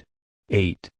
Transgressors of Jewish birth and also of non-Jewish birth, who sin with their body descend to Gehenna, and are judged there for 12 months, after that time their bodies are destroyed and burned, and the winds scatter their ashes under the soles of the feet of the righteous, as we read, Mal 3:23, And ye shall tread down the wicked, for they shall be as ashes under the soles of your feet. But as for minim, informers and disbelievers, who deny the Torah, or resurrection, or separate themselves from the congregation, or who inspire their fellowmen with dread of them, or who sin and cause others to sin, as did Jeroboam the son of Nebat and his followers, they all descend to Gehenna, and are judged there from generation to generation, as it is said, Isa. Luke 24, And they shall go forth and look upon the carcasses of the men who have transgressed against me, for their worm shall not die, neither shall their fire be quenched. Even when Gehenna will be destroyed, they will not be consumed, as it is written, Psalms, Zlix 15, And their forms wasteth away in the netherworld, which the sages comment upon to mean that their forms shall endure even when the grave is no more. Concerning them Hannah says, I Sam 2:10, The adversaries of the Lord shall be broken to pieces. Aritzak B. Abin says, Their faces are black like the sides of a cauldron, while Rabbah remarked, Those who are now the handsomest of the people of Mezah will yet be called the children of Gehenna. What is meant by Jews who transgress with their body? Says Rab, the carcapha, frontal bone, on which the phylacteries are not placed. 1 And who are meant by non-Jews who? P. 28. Transgress with the body? Those guilty of the sin, of adultery. Who are those who inspire their fellowmen with dread of them? A leader of a community who causes the people to fear him overmuch without furthering thereby a high purpose. R.J. Hughes said in the name of Rab, no such leader will ever have a learned son, as it is said, Job 37:24. Men do therefore fear him, he will never see, in his family, any wise of heart. The school of Hillel said above, he who is full of compassion will incline the scale of justice to the side of mercy. How does he do it? Answered Eliezer, he presses on, the side containing our virtues, as it is said, Micah 7:19. He will turn again, he will have compassion upon us, he will suppress our iniquities. R. Hosea says, he lifts off the sins, as it is said, Ibid 18, he pardoneth iniquity and forgiveth transgression. And it was taught in the school of R. Ishmael that this means that he removes each first sin, so that there is no second, and this is the correct interpretation. But, Rabbi remarked, the sin itself is not blotted out, so that if one be found in later times with more sins than virtues, the sin not blotted out will be added to the later ones. Whoso treats with indulgence one who has wronged him, forms an exception to this rule, for he will have all his sins forgiven, as it is said, Micah 7. R8, he pardoneth iniquity and forgiveth transgression. From whom does he remove iniquity? From him who forgiveth transgression, committed against him by his neighbor. Arhuna ben Arjehoshua fell sick, and our papa went to visit him. The latter saw that the end was near, and said to those present, make ready his provisions, shrouds. Finally he recovered, and our papa was ashamed to see him. Why did you think him so sick? Said they. He was so, indeed, he replied, but the Holy One, blessed be he, said that since he was always indulgent with every one, he shall be forgiven, as it is written, he pardoneth iniquity and forgiveth transgression. From whom doth he remove iniquity? From him who forgiveth transgression. R. Atta son of Anina said, the phrase of the remnant of his inheritance, Micah 7:18, is like unto a fat tail of an Arabian sheep, with a thorn through it, that will stick those that lay hold of it, for he forgives the remnant of his inheritance, and not all his inheritance. What is meant by p. 29? Remnant? Only those who deport themselves like a remnant, that is, modestly. Arhuna points out a contradiction in these passages. It is written, Psalms, CXLV 171, the Lord is just in all his ways, and in the same passage, and pious in all his works. It means, in the beginning he is only just, but in the end he is pious. When he finds that strict justice is too severe on mankind, he tempers justice with piety or mercy. Our Lazar also points out a contradiction. It is written, Psalms, Luxi 12, unto thee, O Lord, belongeth mercy, and again, thou renderest to every man according to his work. This can be explained as the above, in the beginning he rewards every man according to his works, but in the end he is merciful. Alpha points out a similar contradiction in X 34:6, where it is written abundant in goodness and truth, and gives a similar explanation. It is written, X 34:6, and the Lord passed by before him and proclaimed.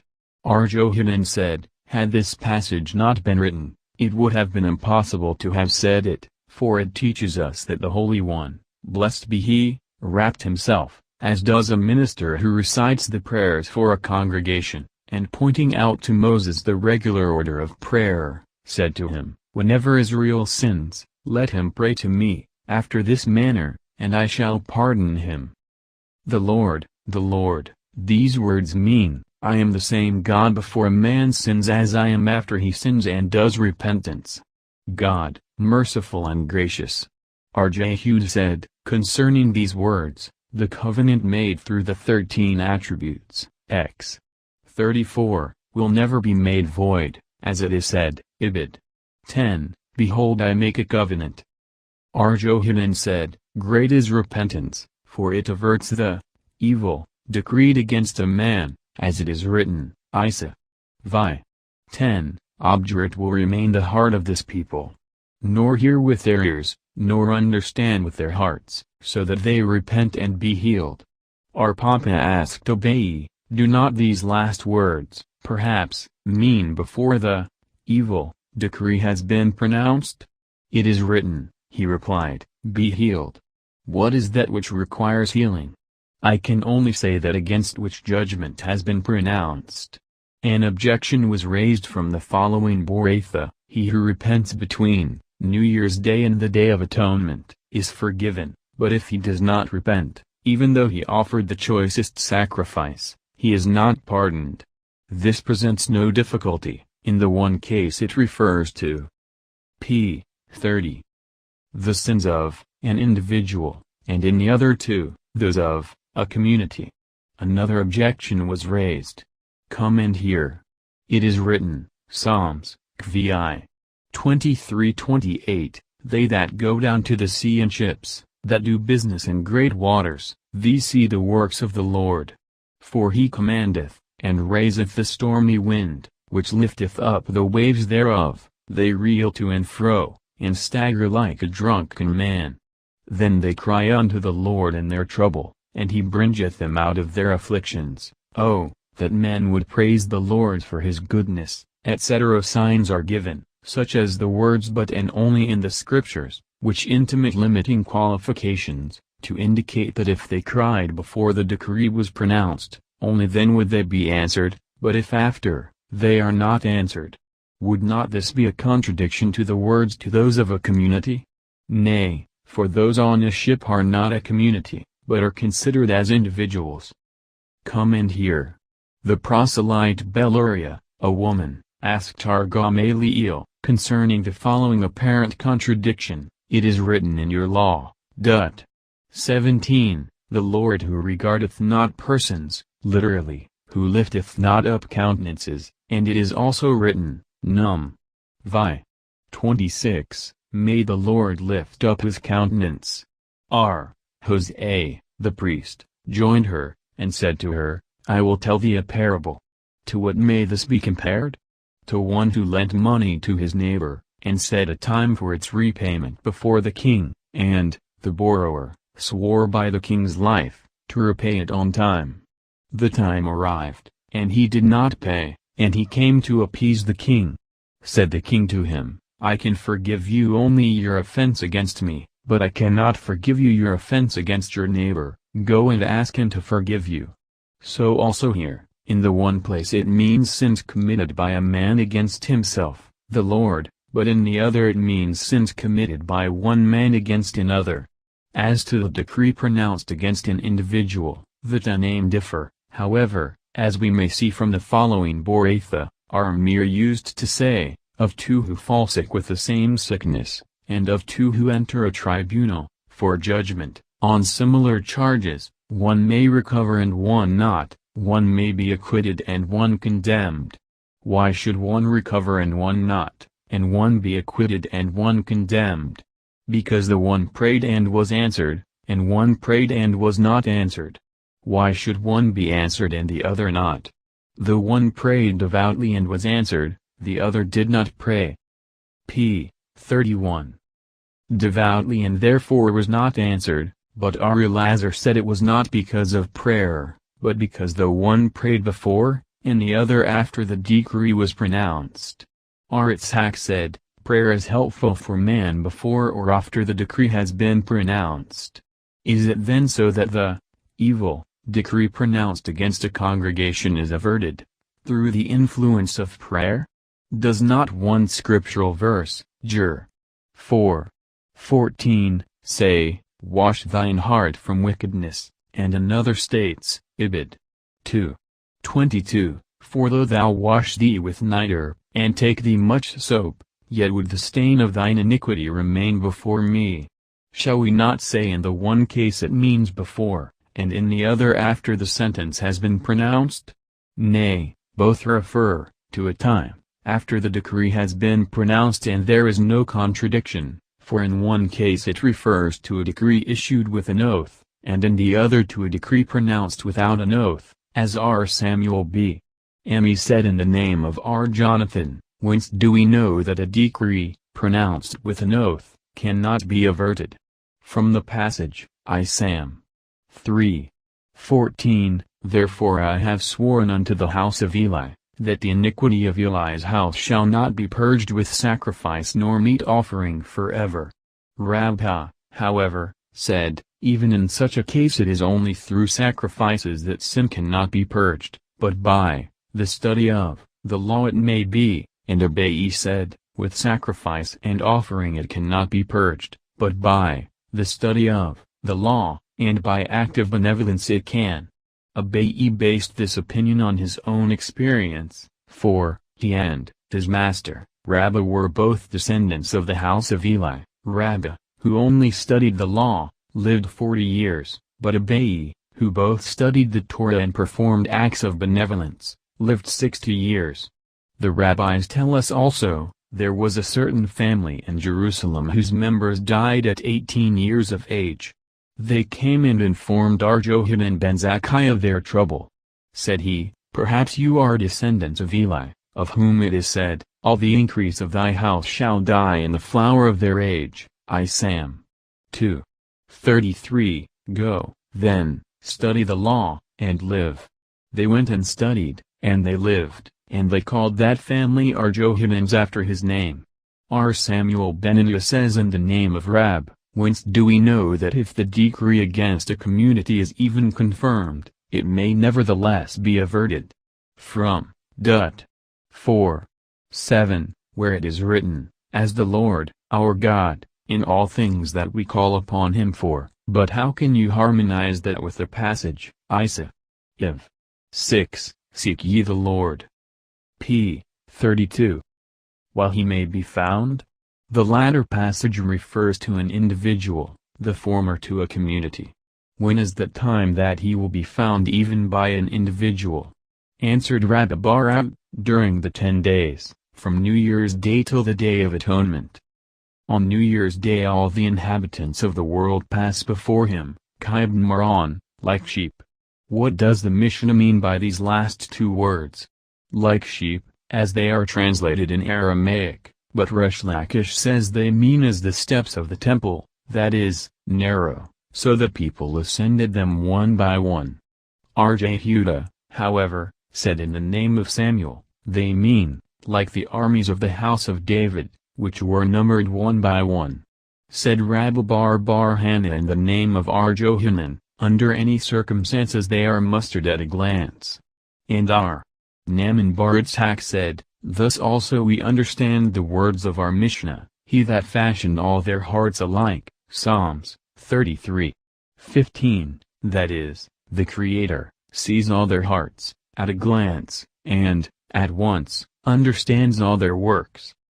Mishnah, messengers were sent out one for the following 6 months, for Nisan, on account of the Passover, for Ab, on account of the fast, for Elul, on account of the New Year, for Tishrei, on account of appointing the order of the remaining festivals, 2 for Kislev, on account of the Feast of Dedication, for Adar, on account of the Feast of Passover, also for Iyar, when the temple was in existence, on account of the minor, or second, Passover.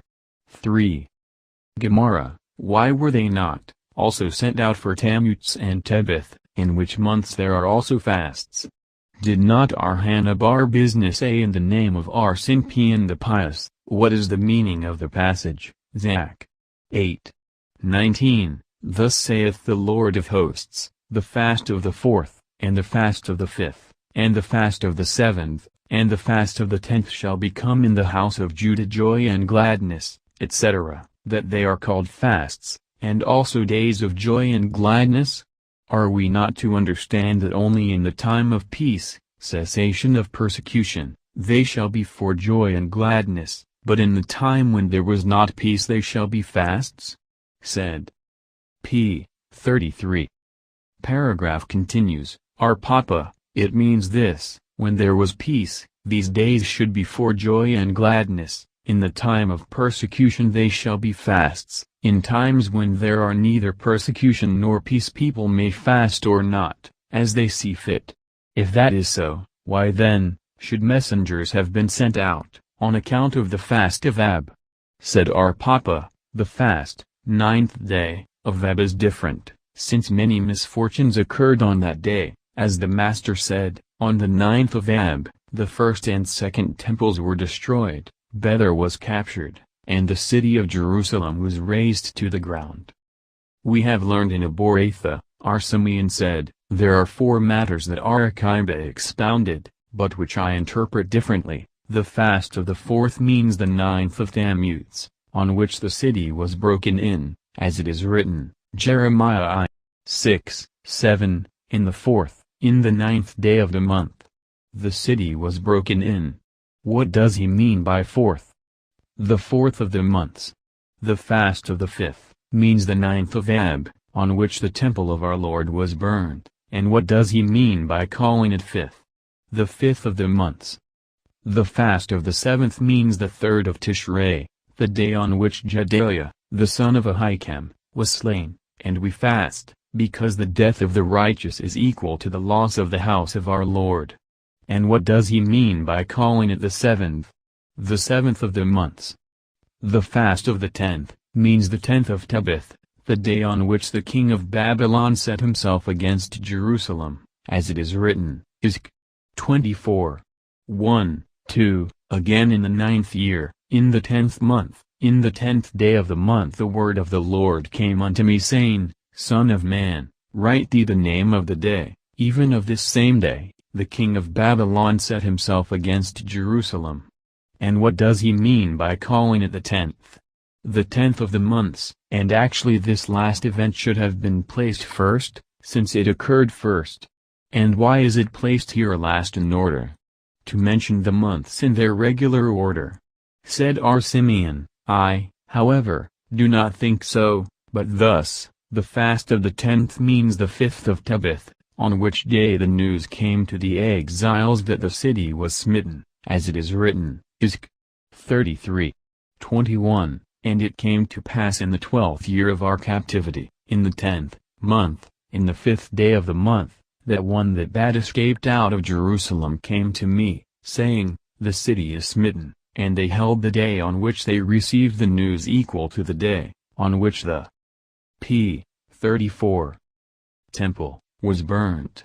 And it seems to me that my opinion is more satisfactory, for I speak of the first, and of the last, while he speaks of the last, first, and of the first, last. He mentions them in the order of the months, while I mention them in the order in which the calamities occurred. It was taught, Rabban Darhanina say, the rolls of fasts, which contained the names of minor holidays on which it was prohibited to fast, is annulled, but Arjohanan and Arjehoshua ben Levi say, it is not. When Rabban Darhanina say that it is annulled they mean, in the time of peace the fast days are days of joy and gladness. But in the time of persecution they are fast days, and so also with other days mentioned in the rolls of fasts, and when Arjohanan and Arjehoshua ben Levi say it is not annulled, they mean, that those 4 fasts mentioned in Zechariah, the Bible makes dependent on the rebuilding of the temple, but those, mentioned in the rolls of fasts, remain as they are appointed. Toby B. Maitana objected. In the rolls of fasts it is said that on the 28th of Adar, the good news came to the Jews that they need no longer abstain from studying the law, for the king of Syria had earlier issued a decree, forbidding them to study the law, or to circumcise their sons, and compelling them to desecrate their Sabbath. What did Jehuda b. Shammua and his friends do? They went and took counsel of a certain matron, whose house the celebrated people of the city frequented. Said she to them, Go and cry aloud at night. They did as she advised and cried aloud, O heavens! Are we not all brethren? Are we not all the children of one father? Are we not all the children of one mother? Why should we be treated differently from other nations, and from all people who speak other languages inasmuch as ye issue such cruel edicts against us? The decrees were annulled, and the day on which this happened, they appointed a holiday. Now if it be true that the rolls of fasts has been annulled, that is, the former feasts have been all abrogated, may then new ones be added? There is a difference of opinion among Tanaim on this question, as we have learned in the following Boratha. The days recorded in the rolls of fasts, whether during or after the existence of the temple, are not permitted to be kept as fasts. So said Armir. Arhuz however, said, so long as the temple stood it was not permissible to fast on them, because they were days of joy, but since the temple fell it is allowed because they are p. 35. Days of mourning. One rule says that they are abrogated, but another rule says they are not abrogated. There is a question here caused by one rule contradicting the other. In the latter case it refers to the feasts of dedication and Esther, which are never to be abrogated, and in the former case to all other, minor feast days. For Elul on account of New Year's Day, and for Tishrei on account of appointing the order of the remaining festivals. Since the messengers were sent out on account of Elul, why need they go again on account of Tishrei? Shall we say because the Beth Din desired to proclaim Elul an intercalary month? That cannot be, for did not our Hanina bar Kohanim say in the name of Rab, since the time of Ezra we have not discovered that Elul was an intercalary month? We have not discovered it, because it was not necessary to make it so. But if it should be necessary, shall we make it an intercalary month? This would disturb the position of New Year's Day. It is better that the position of New Year's Day alone should be disturbed than that all the holidays should be disarranged. And it seems to be so, for the Mishnah says that the messengers were sent for Tishrei on account of appointing the order of the festivals, and for Kislev on account of Hanukkah, and for Adar on account of the feast of Esther. But the Mishnah does not say if it be a leap year, that the messengers were sent out in the second Adar on account of Purim. From this we learn that the Mishnah is not in accordance with Rabbi of the following Boratha. Rabbi says, in a leap year messengers are sent out also in the second Adar on account of the feast of Esther. When Eula came from Palestine, he said, they have made Elul an intercalary month, and he also said, do my Babylonian comrades know the benefit we have gained through it? Because of what is this a benefit? Because of verbs. One said Ula. Ahabar Hanina, however, said, because of dead bodies. 2. What difference is there between them? They p. 36. Differ concerning a holiday that falls immediately before or after the Sabbath, on the 6th or 1st day of the week. According to the one who says because of verbs we may add an intercalary day, but it is not necessary, according to him who says because of dead bodies, for we can employ non-Jews to bury the dead for us on the holidays. If this is the case, why is this a benefit only for us, in Babylon? Is it not also to the advantage of them, in Palestine? Our climate is very hot, but theirs is not. Is this really so?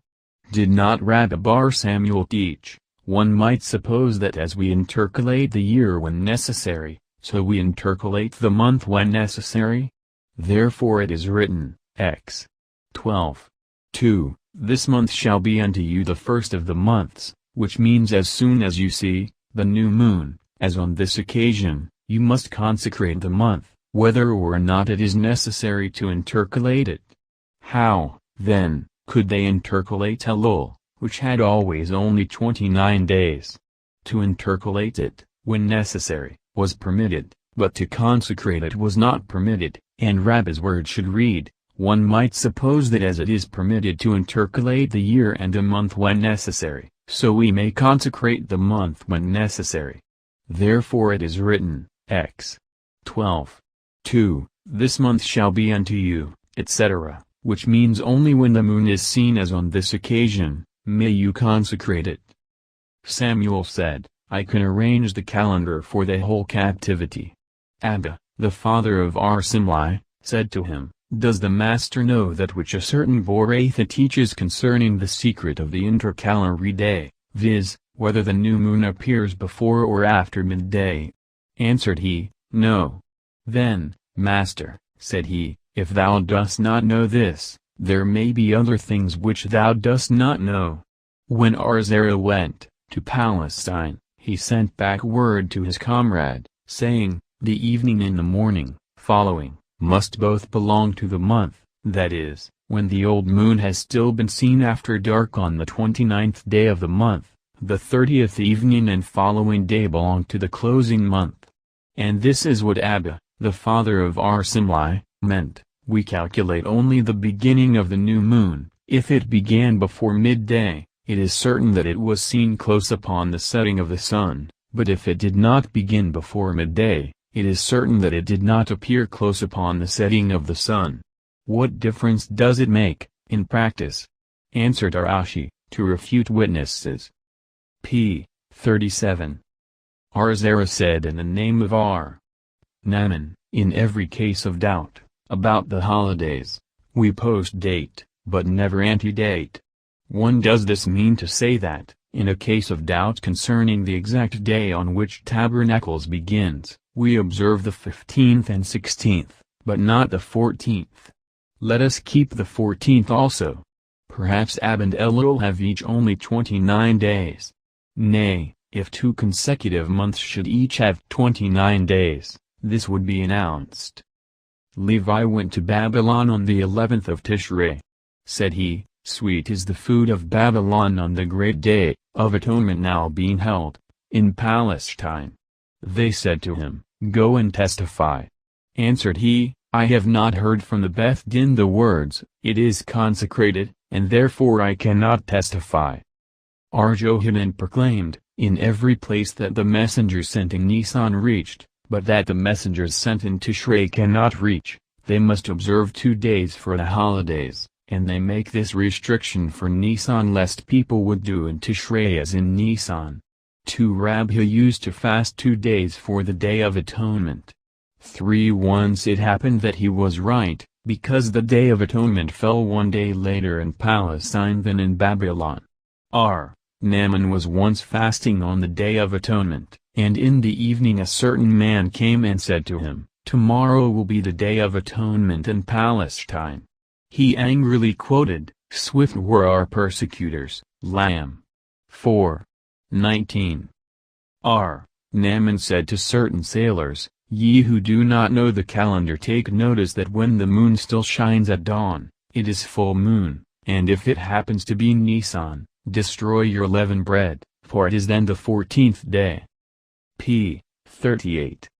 Mishnah, for the sake of the new moon, of the 2 months, Nisan and Tishrei, witnesses may profane the Sabbath, because in these months the messengers went to Syria, and the order of the festivals was arranged. When, however, the temple too was in existence, they might profane the Sabbath in any month, in order to offer the new moon sacrifice in its proper time.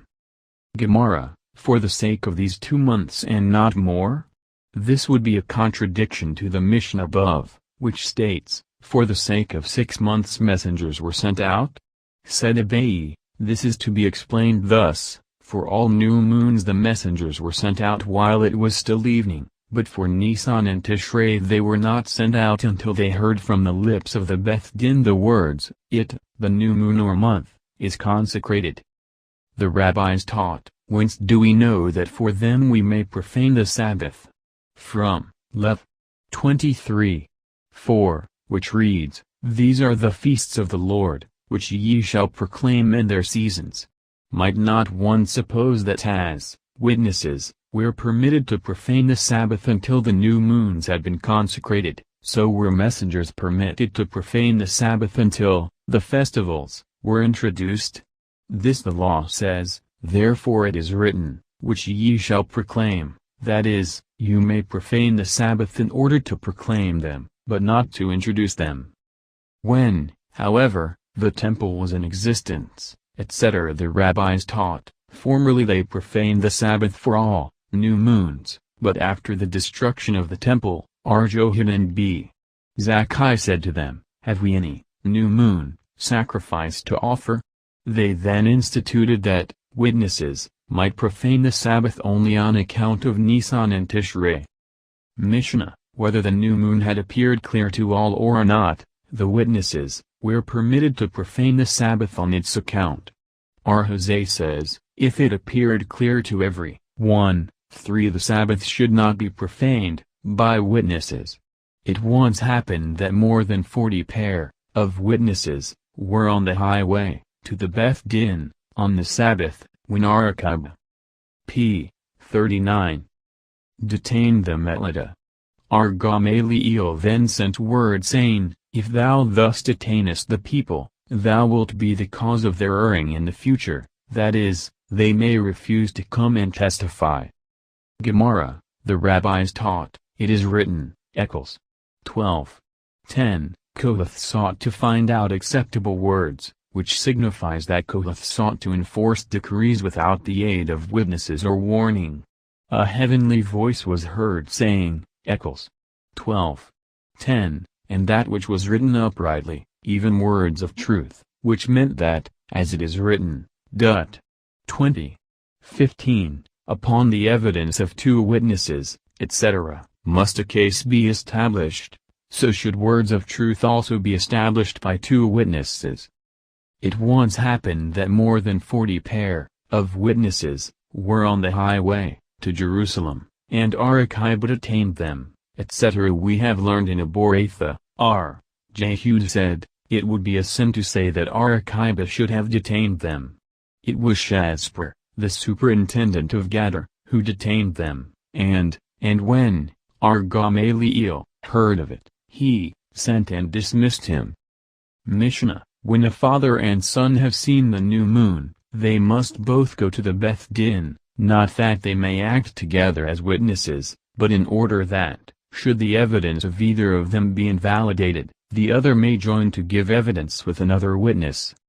Simeon says, father and son, and relatives in any degree may be accepted as competent witnesses to give evidence as to the appearance of the new moon. Jose says, it once happened that Tobias, the physician, his son, and his freed slave saw the new moon in Jerusalem, and when they tendered their evidence, the priests accepted his evidence and that of his son, but invalidated that of his freed slave. But when they appeared before the Beth Din, they received his evidence, and that of his freed slave, but invalidated that of his son. Gemara: said our Levi, what is the reason for our Simeon's decree? It is written, X 12:1, and the Lord spake unto Moses and Aaron saying, this month shall be unto you, which means, this evidence shall be acceptable from you, although you are brothers. And how do the rabbis interpret it? They explain it as follows, this testimony shall be placed at your disposal, that is, the Beth Dins. Says Marakba, in the name of Samuel, the halakha prevails according to our Simeon. p. 40.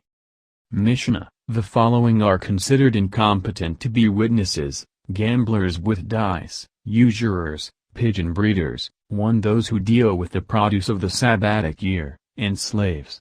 This is the rule: all evidence that cannot be received from a woman cannot be received from any of the above. One who has seen the new moon, but is unable to go, to give evidence, must be brought, if unable to walk, mounted on an ass, or even in a bed. 2 persons afraid of an attack by robbers may take sticks with them, 2, and if they have a long way to go, it will be lawful for them to provide themselves with and carry their food. 2. Whenever witnesses must be on the road a day and a night, it will be lawful to violate the Sabbath to travel thereon, to give their evidence as to the appearance of the moon. For thus it is written, Lev 23:4, these are the feasts of the Lord, the holy convocations, which ye shall proclaim in their appointed seasons.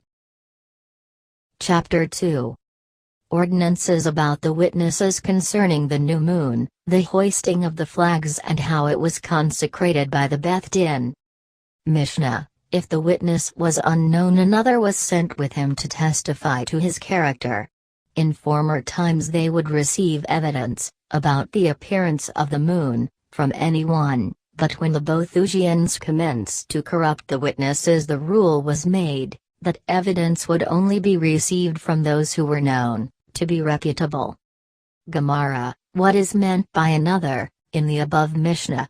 Another pair of witnesses. It seems also to be so from the statement of the Mishnah. If the witness was unknown, shall we assume that it means one witness? Surely the evidence of one was not received, for this transaction was called judgment, Psalms, Luxxc, and 2 witnesses are necessary. What, then, does the witness mean? That pair, so also here, another means another pair. Is, then, the evidence of one not accepted?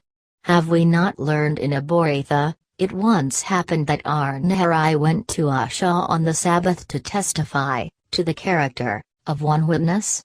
He knew that there was one witness in Asha, and he went to add his evidence, and thus make 2 witnesses. If that is so, what does it tell us? One might suppose that, as there was a doubt that he might not meet the other witness, he ought not to have profaned the Sabbath by traveling to Asha as a single witness. Therefore he comes to teach us that even in such a case of doubt the Sabbath might be violated. When Eula came to Babylon from Palestine, he said, "They have already consecrated the new moon in Palestine." Said Archahana, in such a case, not only Eula, who is a great man, is to be believed, but even an ordinary man. Why so? Because men will not lie about a matter that will become known to everyone.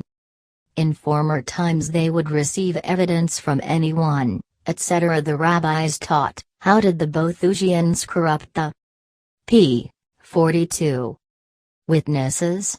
They once sought to deceive the sages, and they bribed, with 400 sous, silver coins, 2 men, one belonging to their party and one to ours.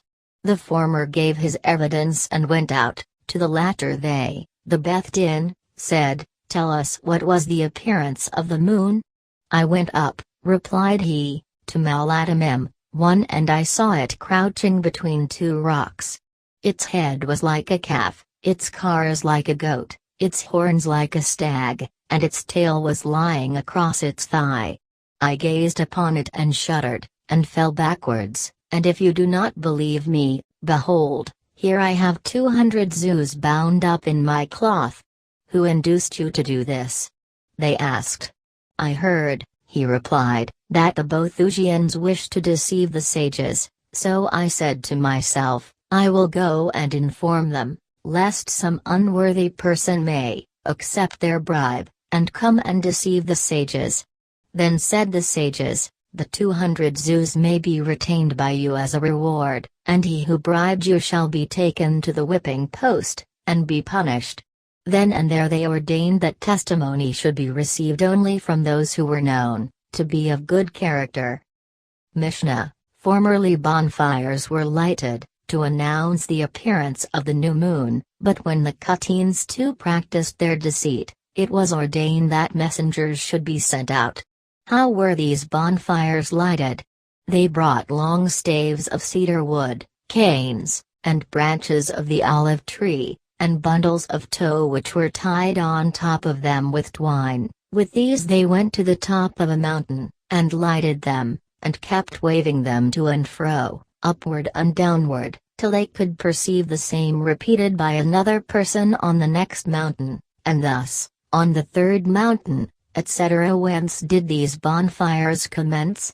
From the Mount of Olives to Sartabha, from Sartabha to Grofina, from Grofina to Heroin, from Heroin to Beth-Balton. They did not cease waving the burning torches at Beth-Balton, to and fro, upward and downward, until the whole country of the captivity appeared like a blazing fire. Gemara, the rabbis taught, bonfires were only lighted to announce the new moon that appeared and was consecrated at the proper time, after 29 days. And when were they lighted? On the evening of the 30th day. Does this p. 43 mean to say that for a month of 29 days the bonfires were lighted, but not for a month of 30 days? It should have been done for a month of 30 days, and not at all for a month of 29 days. Said Abayi, that would cause the people a loss of work for 2 days, because they would wait to see if the bonfires would be lit or not and thus lose a second day. 1. How were these bonfires lighted? They brought long staves of cedar wood, etc. R. Jehuda says, there are 4 kinds of cedars, the common cedar, the kitros, the olive tree, and the cypress. Ketros, says Rabbis, in Aramaic, a da'ira or a species of cedar. Every cedar, said R. Johanan, that was carried away from Jerusalem, God will in future times restore, as it is written, Isa. Zli. 19, I will plant in the wilderness the cedar tree, and by wilderness he means Jerusalem, as it is written, Isa. Uksiv. 19, Zion is, become, a wilderness. R. Johanan says again, who studies the law, and teaches it in a place where there is no other scholar, is equal to a myrtle in the desert, which is very dear. The same says again, woe to the Romans, for whom there will be no substitution, as it is written, Isa. LX. 17, instead of the copper, I will bring gold, and for iron I will bring silver, and for wood, copper, and for stones, iron. But what can he bring for Arakiba and his comrades, who were destroyed by Rome? Of them it is written, Joel 4:21, I will avenge, but for their, Akibas and his comrades, blood I have not yet avenged. And whence did these bonfires commence? From Beth Balton. What is Beth Balton? Biram, answered Rab. What does the Mishnah mean by the captivity?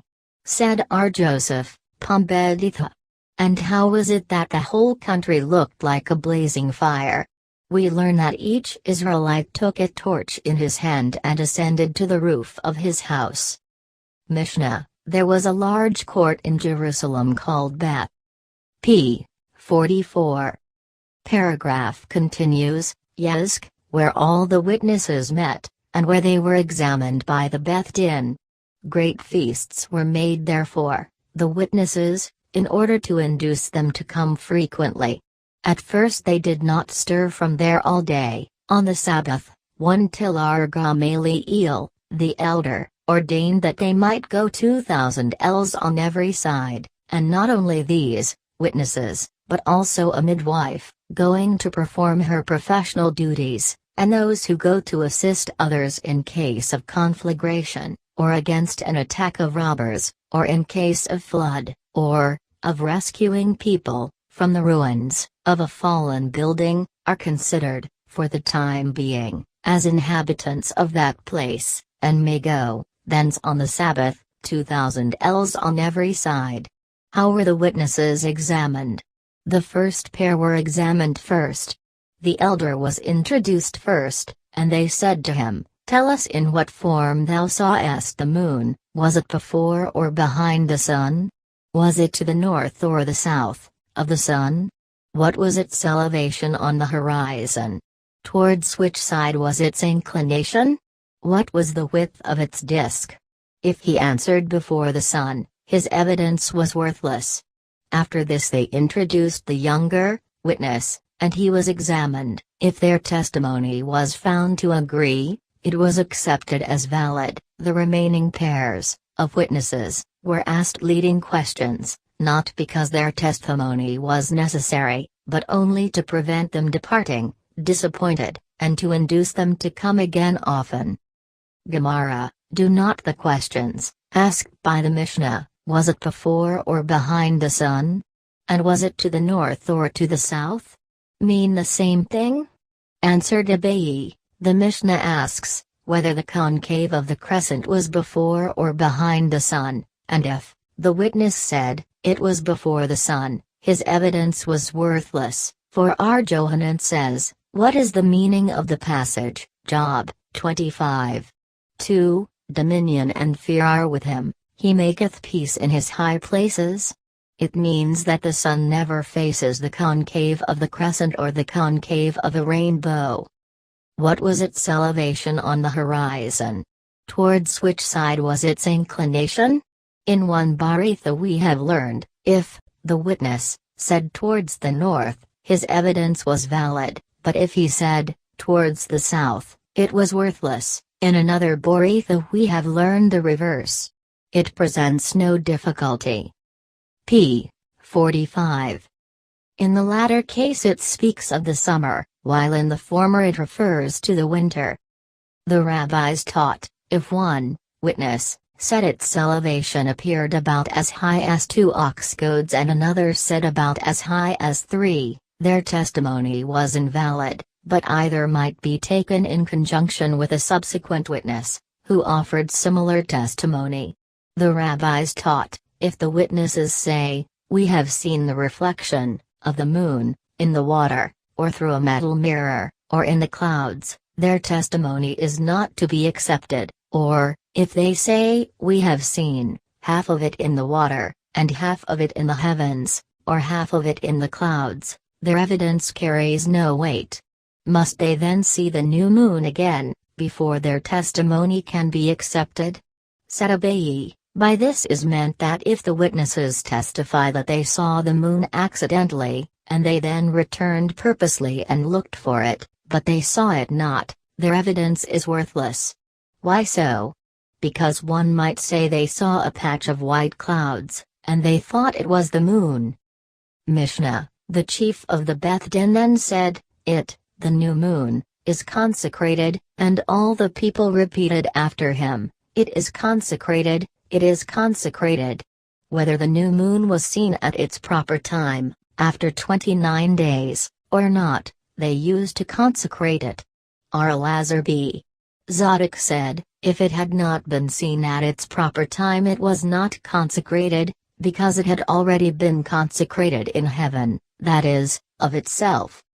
Gemara, whence do we deduce this? Said Arhiah B. Gamda quoting Rabbi, in the name of Arhose B. Saul, it is written, Lev.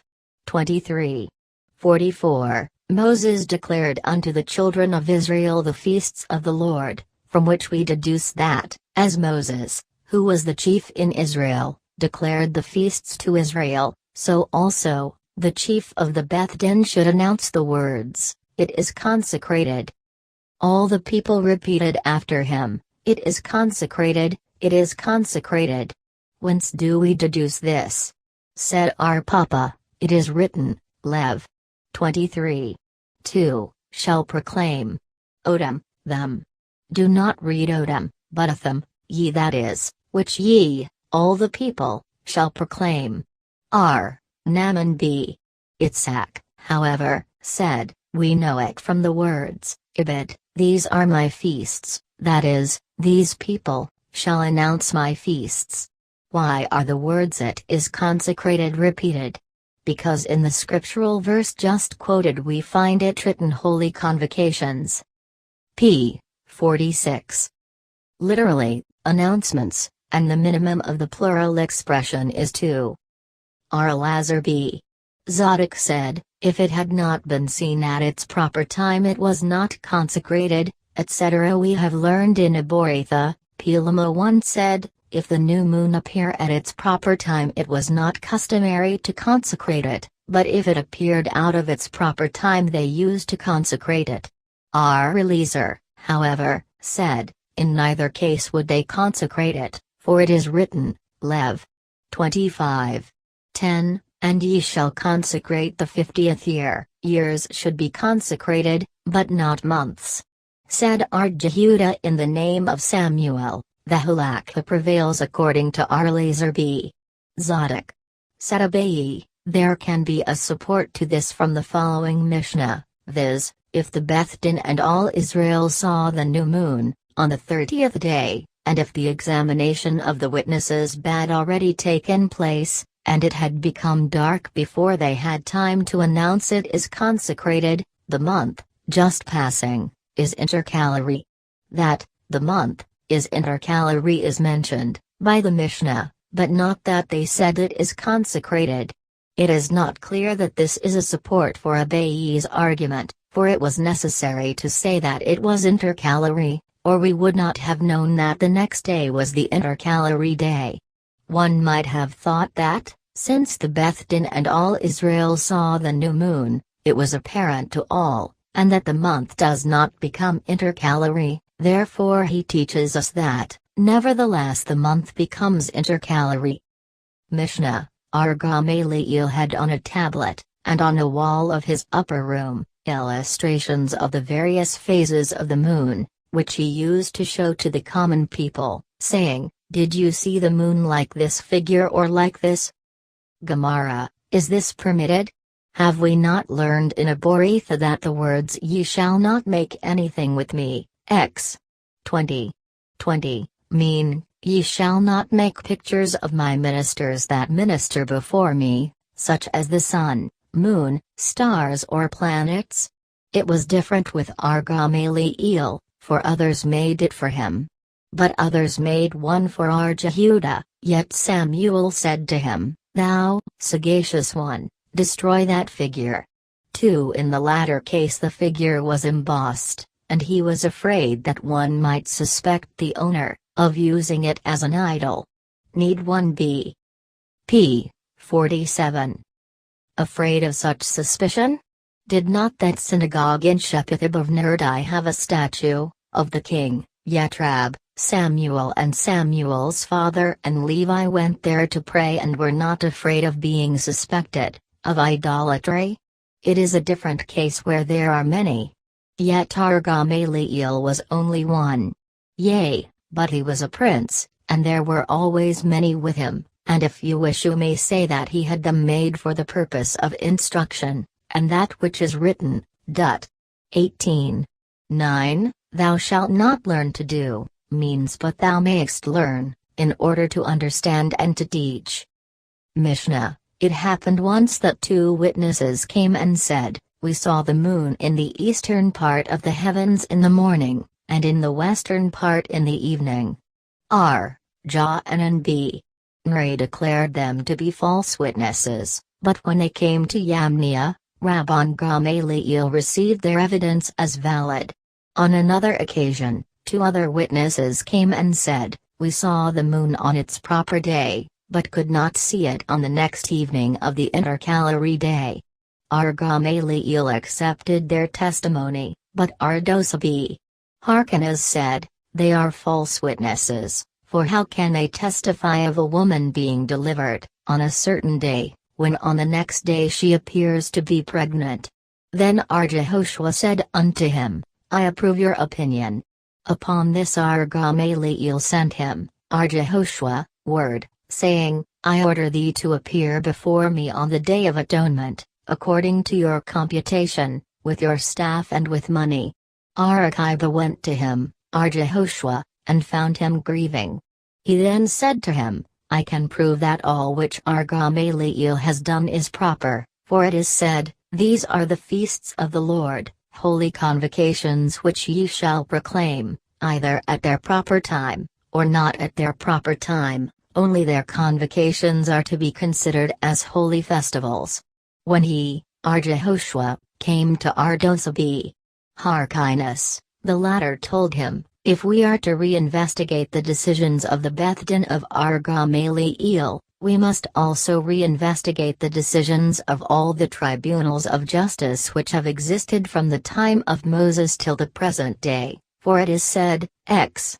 24:9, Moses, Aaron, Nadab, Abu, and 70 elders went up to the mount.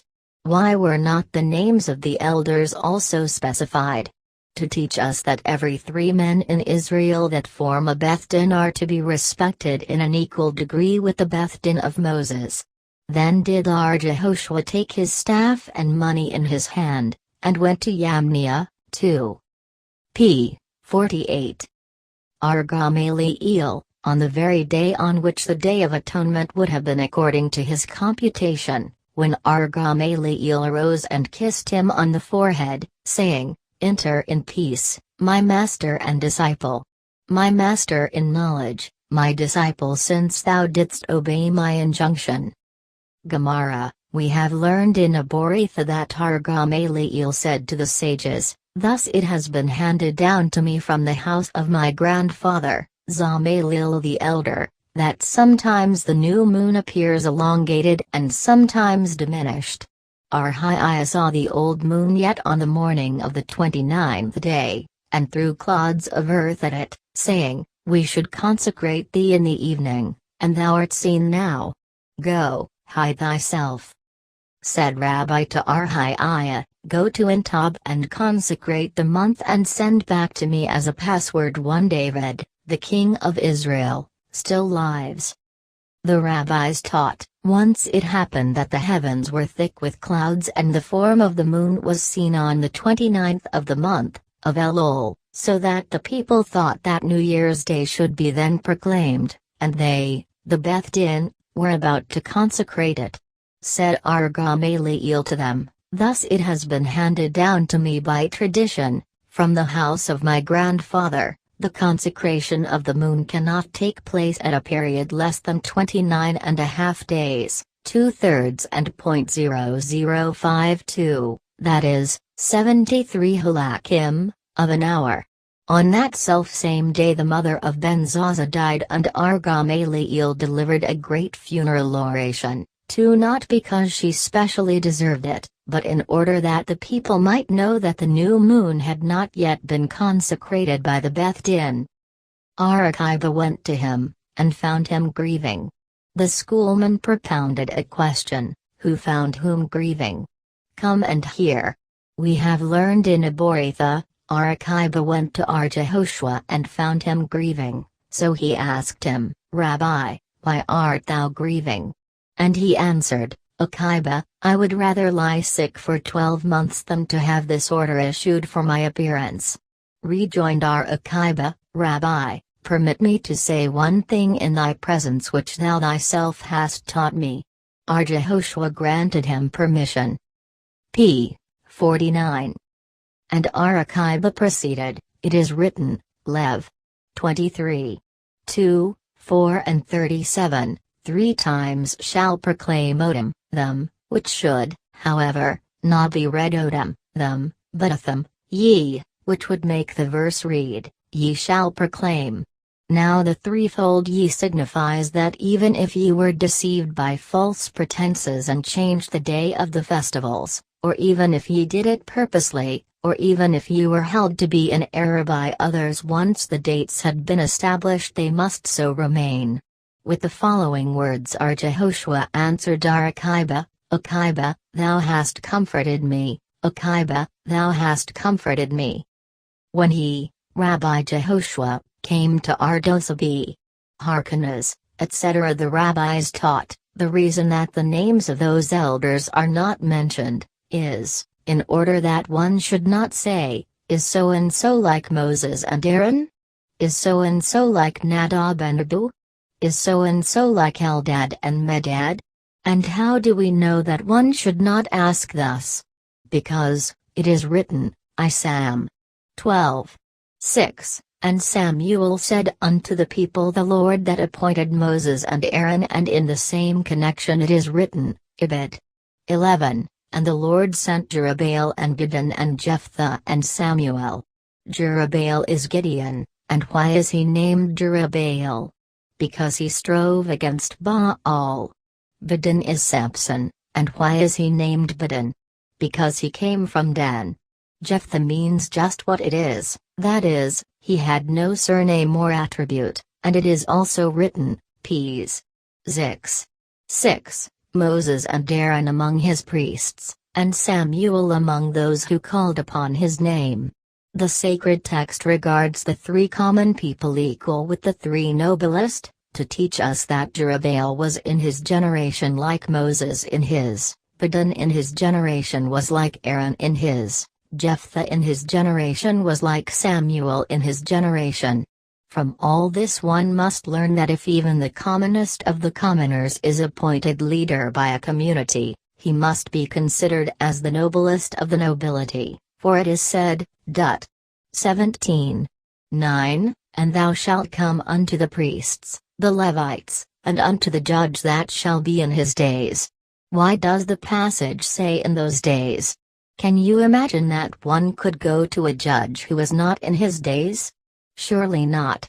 But by these words Scripture teaches us that a judge is to be held in his days equal in authority with the greatest of his predecessors. We find a similar teaching in Echelons 7:10. Say not thou that the former days were better than these. p. 50. He took his staff, etc. The rabbis taught. Our Gamaliel said to our Jehoshua, happy is the generation in which the leaders listen to their followers, and through this the followers consider it so much the more their duty, to heed the teachings of the leaders. Chapter 3. Regulations concerning the intercalating of the month the cornet, and of what it is to be made in the prayers of the New Year's Day. Mishnah, if the Beth Din and all Israel saw the moon on the night of the 30th day, or if the witness had been examined, but there was no time to proclaim it is consecrated before it had become dark, the month is intercalary. If the Beth Din alone saw it, 2 of its members should stand up and give testimony before the others, who shall then say it is consecrated, it is consecrated. When 3 who formed a Beth Din saw it, 2 should stand up and conjoining some of their learned friends with the remaining 1, give their testimony before these, who are then to proclaim it is consecrated, for 1 member of a Beth Din has not this right by himself alone. Gemara, if the Beth Din alone saw it, etc. Why so? Surely hearsay evidence is not better than the testimony of an eyewitness. Said Arzera, it refers to a case where they saw it at night, and on the next day they could not consecrate the new moon until they had heard the evidence of 2 witnesses. When 3 who formed a Beth Din saw it, 2 should stand up and conjoining some of their learned friends with the remaining 1, etc. Why so? Here also we may say, surely hearsay evidence is not better than the testimony of an eyewitness. And if you would say that this also means where they saw it at night, is this not, then, the same case? The case is the same, but the above statement is required because of the concluding words, 1 member of a Beth Din has not the right by himself alone, for it might be assumed, since in civil cases 3 are required to constitute a Beth Din, but where he is well known, as a learned authority, 1 judge may act alone, so here we may consecrate the new moon on the authority of 1 judge. Therefore, he teaches us that 3 are required. Perhaps I should, nevertheless, say here, that 1 learned authority p. 52 is sufficient. Nay, for there is no greater authority than Moses, our master, yet God said to him that Aaron should act with him, as it is written, Ex. 12. 1, 2, and the Lord spake unto Moses and Aaron, in the land of Egypt, saying, This month shall be unto you the beginning of months. Does this mean to say that a witness may act as judge? And shall we assume that the above Mishnah is not according to Arakiba, as on following Boratha, if the members of the Sanhedrin saw a man commit murder, part of them may act as witnesses and part as judges, according to Tarfon, but according to Arakiba all of them are witnesses, and no witness, of a crime, may act as judge. It may be said that the Mishnah is even according to Arakiba. In the latter instance Arakiba only refers to capital cases, for it is written, Num. 35. 24, 25, Then the congregation shall judge. And the congregation shall deliver, and since they saw him commit murder, they will not be able to urge any plea in his favor. But here, concerning the new moon, even Arakiba assents, that a witness may act as judge. Mishnah, every kind of cornet may be used, on New Year's Day, except those made of cow horn, because they are called horn, Kurin, and not cornet, Shapra.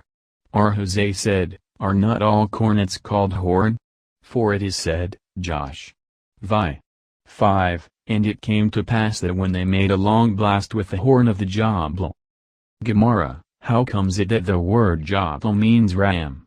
Abu-Ratha teaches, Arakiba says, when I went to Arabia I found they called Aram Yubla. The rabbis did not know the meaning of the word Souzlo in the passage, Prov. 4. 8, Souzlo and she shall exalt thee. One day they heard rabbis' maidservants say to a certain man who was, conceitedly, playing with his hair, how long wilt thou messelso, hold up, thy hair? The rabbis did not know the meaning of the word Yehabekah in the passage, Ps. 4. 23, cast Yehabekah, thy burden, upon the Lord. Said Rabbi Bar Hannah, one day I went with a certain Arabian caravan merchant, and I was carrying a burden. Said he to me, take down Yehabekah, thy burden, and put it on my camel. Mishnah, the cornet used on the New Year was a straight horn of a wild goat, the mouthpiece was covered with gold. The two trumpets were stationed one on each side. The sound p. 53 of the cornet was prolonged, while that of the trumpet was short, because the special duty of the day was the sounding of the cornet. On the fast days 2 crooked ram's horns were used, their mouthpieces being covered with silver, and the 2 trumpets were stationed in the middle between them. The sound of the cornet was shortened, while that of the trumpet was prolonged, because the special duty of the day was the sounding of the trumpets. The Jubilee and New Year's Day were alike in respect to the sounding of the cornet and the benedictions, but R.J. Hughes says, on the New Year we blow a cornet, made of ram's horn, and on the Jubilee one made of the horn of a wild goat. Gemara, R. Levi said, it is a duty on New Year's Day and the Day of Atonement to use a bent cornet, but during the rest of the year a straight one. But have we not learned that the cornet used on the New Year must be the straight horn of a wild goat? He, R. Levi, said as R.J. Huda of the following Boratha, on New Year's Day they used to blow a cornet, made of a straight ram's horn, and on the Jubilees one made of wild goat's horn. What is their point of variance? R.J. Huda holds that on New Year's the more bent in spirit a man is, and on the Day of Atonement the more upright he is, in his confessions, the better, but R. Levi holds the more upright a man is on New Year's Day and the more bowed in spirit on the fast days, the better. The mouthpiece was covered with gold. Does not Abu-Ratha teach, however, that if one covers the place to which the mouth was put the cornet may not be used, but if he covers another place it may be used? Answered Abai, our Mishnah also means a place to which the mouth was not put. The 2 trumpets were stationed one on each side. Could the 2 sounds be easily distinguished? Nay, and therefore the sound of the cornet was prolonged, to indicate that the special duty of the day was the sounding of the cornet. On the fast days 2 crooked ram's horns were used, their mouthpieces being covered with silver. Why was the cornet used in the one case covered with gold and in the other with silver? All signals for assemblies were blown on horns made with silver, as it is written, Num. X. 2, make unto thee 2 trumpets of silver, that thou mayest use them for the calling of the assembly, etc. Our Papa Bar Samuel was about to follow the practice prescribed by the Mishnah. Said Rabhitu. P. 54.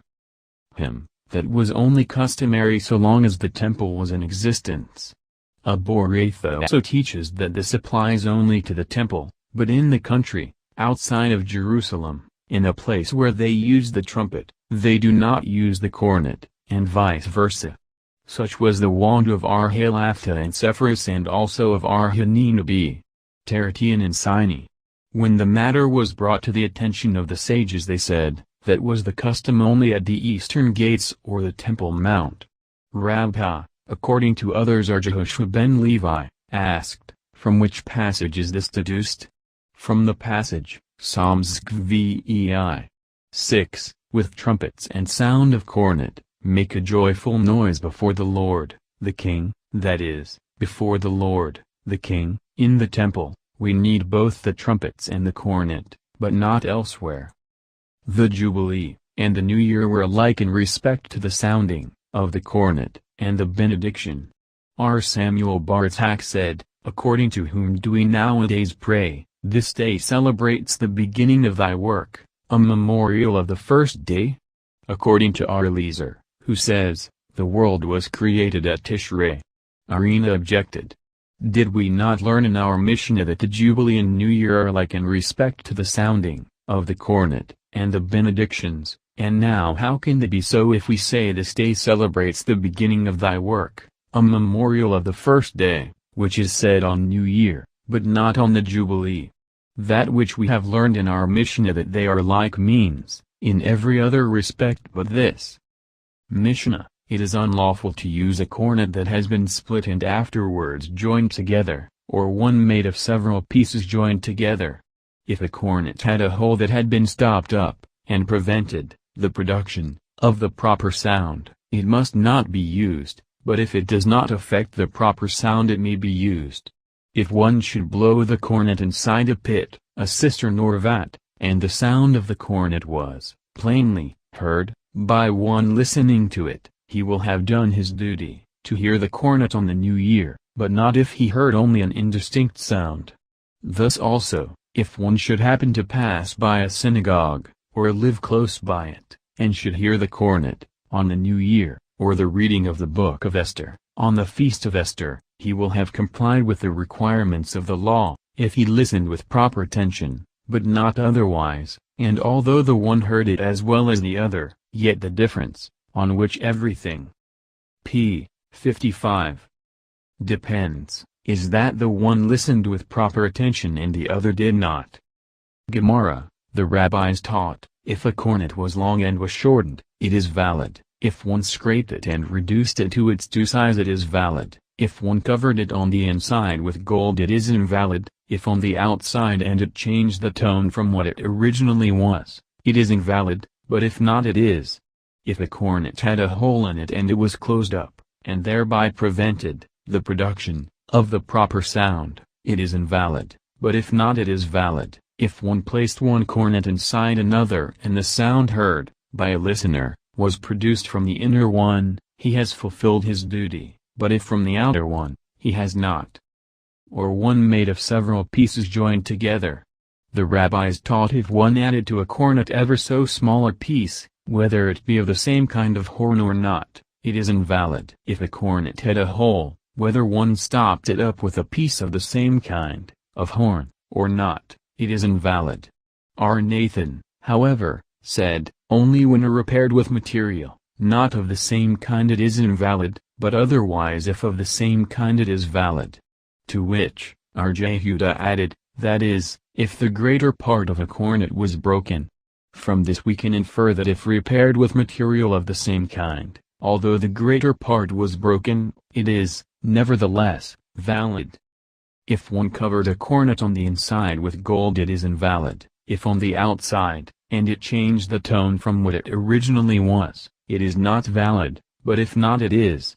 If a cornet had been split lengthwise it is invalid, but if crosswise, yet enough remained with which to produce the sound, it is valid, but if not it is invalid. And how much is that? R. Simeon B.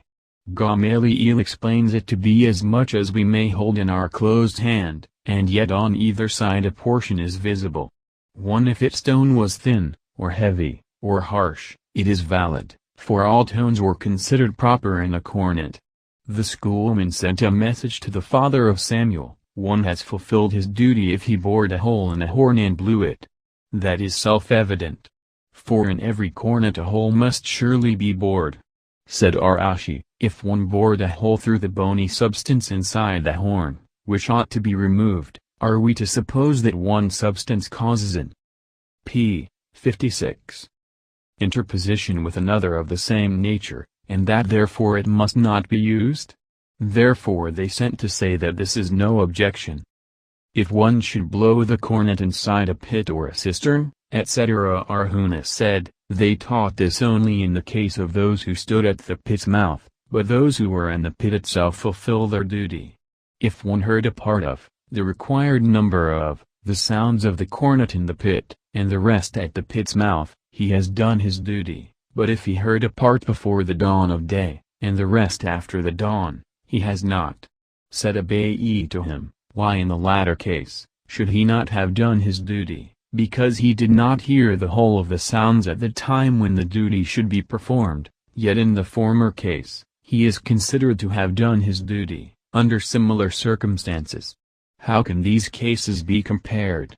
In the latter case, the night is not the time of performing the obligation at all, while in the former case, a pit is a place where the duty may be performed for those who are in it.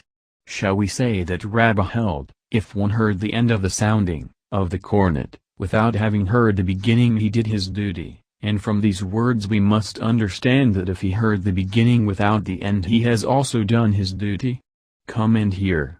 If one blew the first sound, tekiah, and prolonged the second, tekiah, as long as two, it is only reckoned as one, and, if Rabbi's opinion is correct, why should he reckon it as two?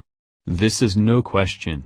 If he heard half the sounds he has done his duty, but when one blows one sound on the cornet we cannot consider it two halves.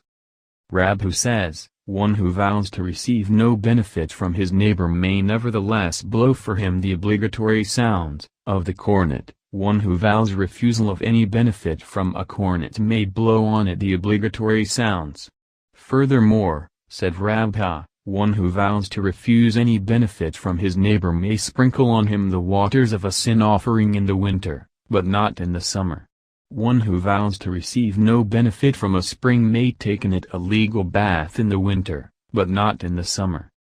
The schoolman sent a message to the father of Samuel, if one had been compelled to eat unleavened bread, on the first night of Passover, that is, he had not done so of his own accord, he has also done his duty. Who compelled him? Said Arashi, Persians. Rabbi remarked, from this statement we p. 57. Can prove that if one plays a song on a cornet he does his duty. Is this not self-evident? The cases are similar. One might suppose that in the former case the law commanded him to eat unleavened bread, and he ate it, but in the latter case the Torah speaks of a remembrance of blowing the cornet, Lev. 23. 241, and, when he plays a song he does not remember his duty for, he is engaged in a worldly occupation. Therefore he teaches us that even under such circumstances he does his duty. To this an objection was raised. We have learned, if one who listened to the sounds of the cornet, paid the proper attention, but he that blew the cornet did not, or vice versa, they have not done their duty until both blower and listener pay proper attention. This would be correct in the case where the blower, but not the listener, pays the proper attention, for it is possible that the listener imagines he hears the noise of an animal, but how can it happen that the listener should pay due attention, and the one who blows, the cornet, should not, except he was only playing a song, by which he does not do his duty? It is possible, if he only produced a dull sound, that is, and not, for example, a tekiah.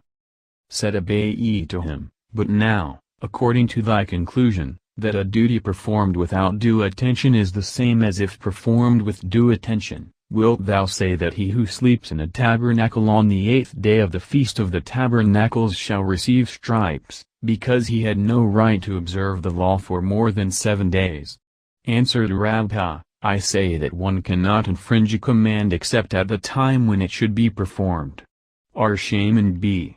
Abba raised an objection. Whence do we know that a priest who ascended the platform, to pronounce the priestly benediction, must not say, since the Torah has given me the right to bless Israel, I will supplement the benedictions, Num.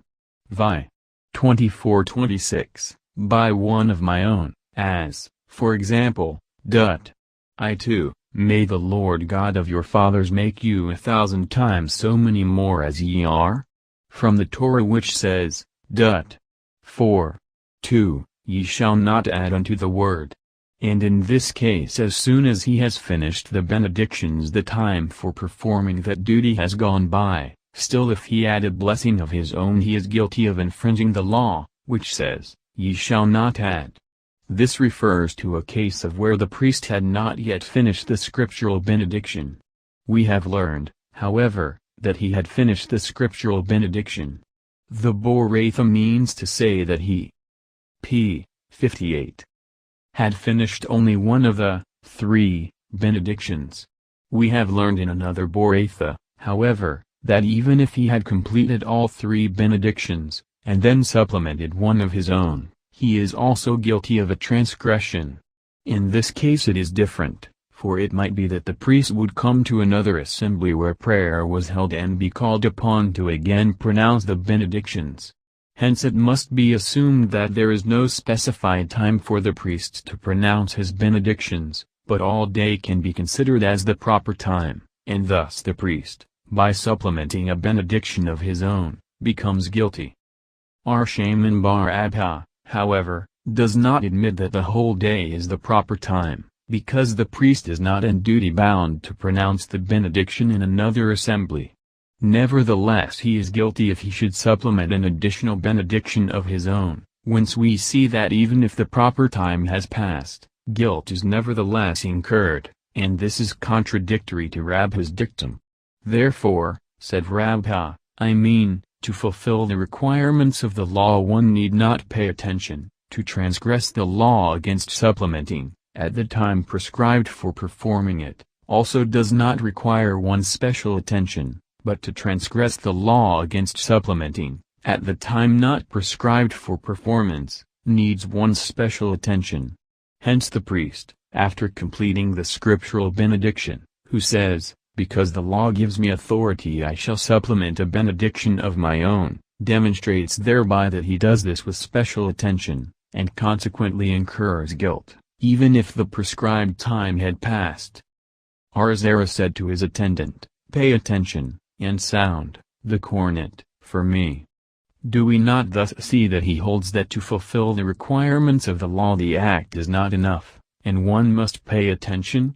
This is a disputed question among the Tanaim, for we have learned in a Boratha, one who hears the blowing of the cornet must himself listen in order to perform his duty, and he who blows the cornet blows after his usual manner.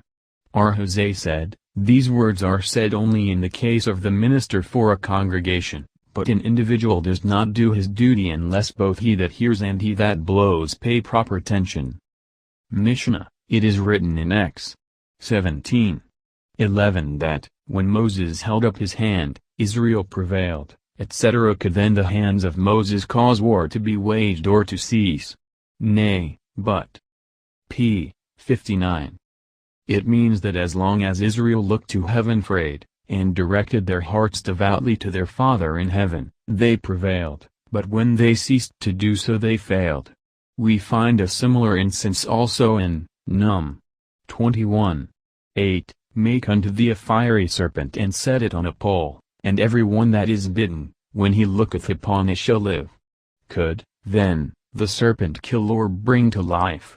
Surely not, but it means when the Israelites looked upward to heaven for aid and subjected their will to that of their Father in heaven they were healed, but when they did not they perished. A deaf-mute, an idiot, or a child cannot act in behalf of the assembled congregation. This is the general rule: whosoever is not obliged to perform a duty cannot act in behalf of the assembled congregation, for that duty. Gemara, the rabbis taught, all are obliged to hear the sounding of the cornet, priests, Levites and Israelites, proselytes, freed slaves, a hermaphrodite, and one who is half slave and half free. A sexless person cannot act in behalf of those like or unlike itself, but a hermaphrodite can act in behalf of those of the same class, but not of any other. The Master said, "It is said, all are obliged to hear the sounding of the cornet, priests, Levites and Israelites." This is self-evident, for if these are not obliged, who are? It was necessary to mention priests here, for one might have supposed that since we have learnt the Jubilee and New Year's Day are alike with regard to the sounding of the cornet and the benedictions, that only those who are included under the rule of Jubilee are included in the duties of New Year's Day, and as the priests are not included in the rule of Jubilee, for they have no lands to lie fallow, etc., might we not, therefore, say that they are not bound by the duties of New Year's Day? Therefore he comes to teach us, that they must hear the sounding of the cornet.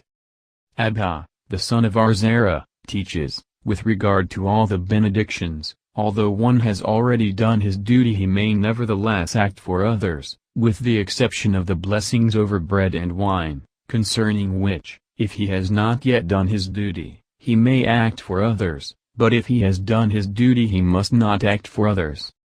Rabbi asked, what is the rule in the case of the benediction of the unleavened bread, and the wine used at the sanctification of a festival?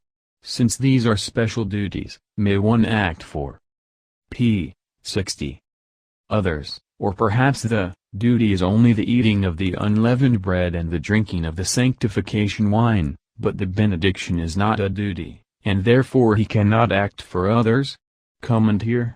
Arashi says, when we were at the home of our Papa, he said the blessing of sanctification for us, and when his field laborer came from work later he said the blessing for him also. The rabbis taught, one must not say the benediction over bread for guests, unless he eats with them, but he may do so for the members of the family, to initiate them into their religious duties. With regard to the service of praise, Hallel Ps. Xi.Xvei, and the reading of the Book of Esther, although one had already done his duty, he may, nevertheless, act for others. Chapter 4. Regulations concerning the New Year's Day when it falls on Sabbath, and the prayers thereon, the ordinances of the benedictions, etc. Mishnah. When the feast of New Year happened to fall on a Sabbath, they used to sound the cornet in the temple, but not outside of it. After the destruction of the temple R. John and B. Zakkai ordained that they should sound the cornet in every place in which there was a Beth Din. R. Elazar says that R.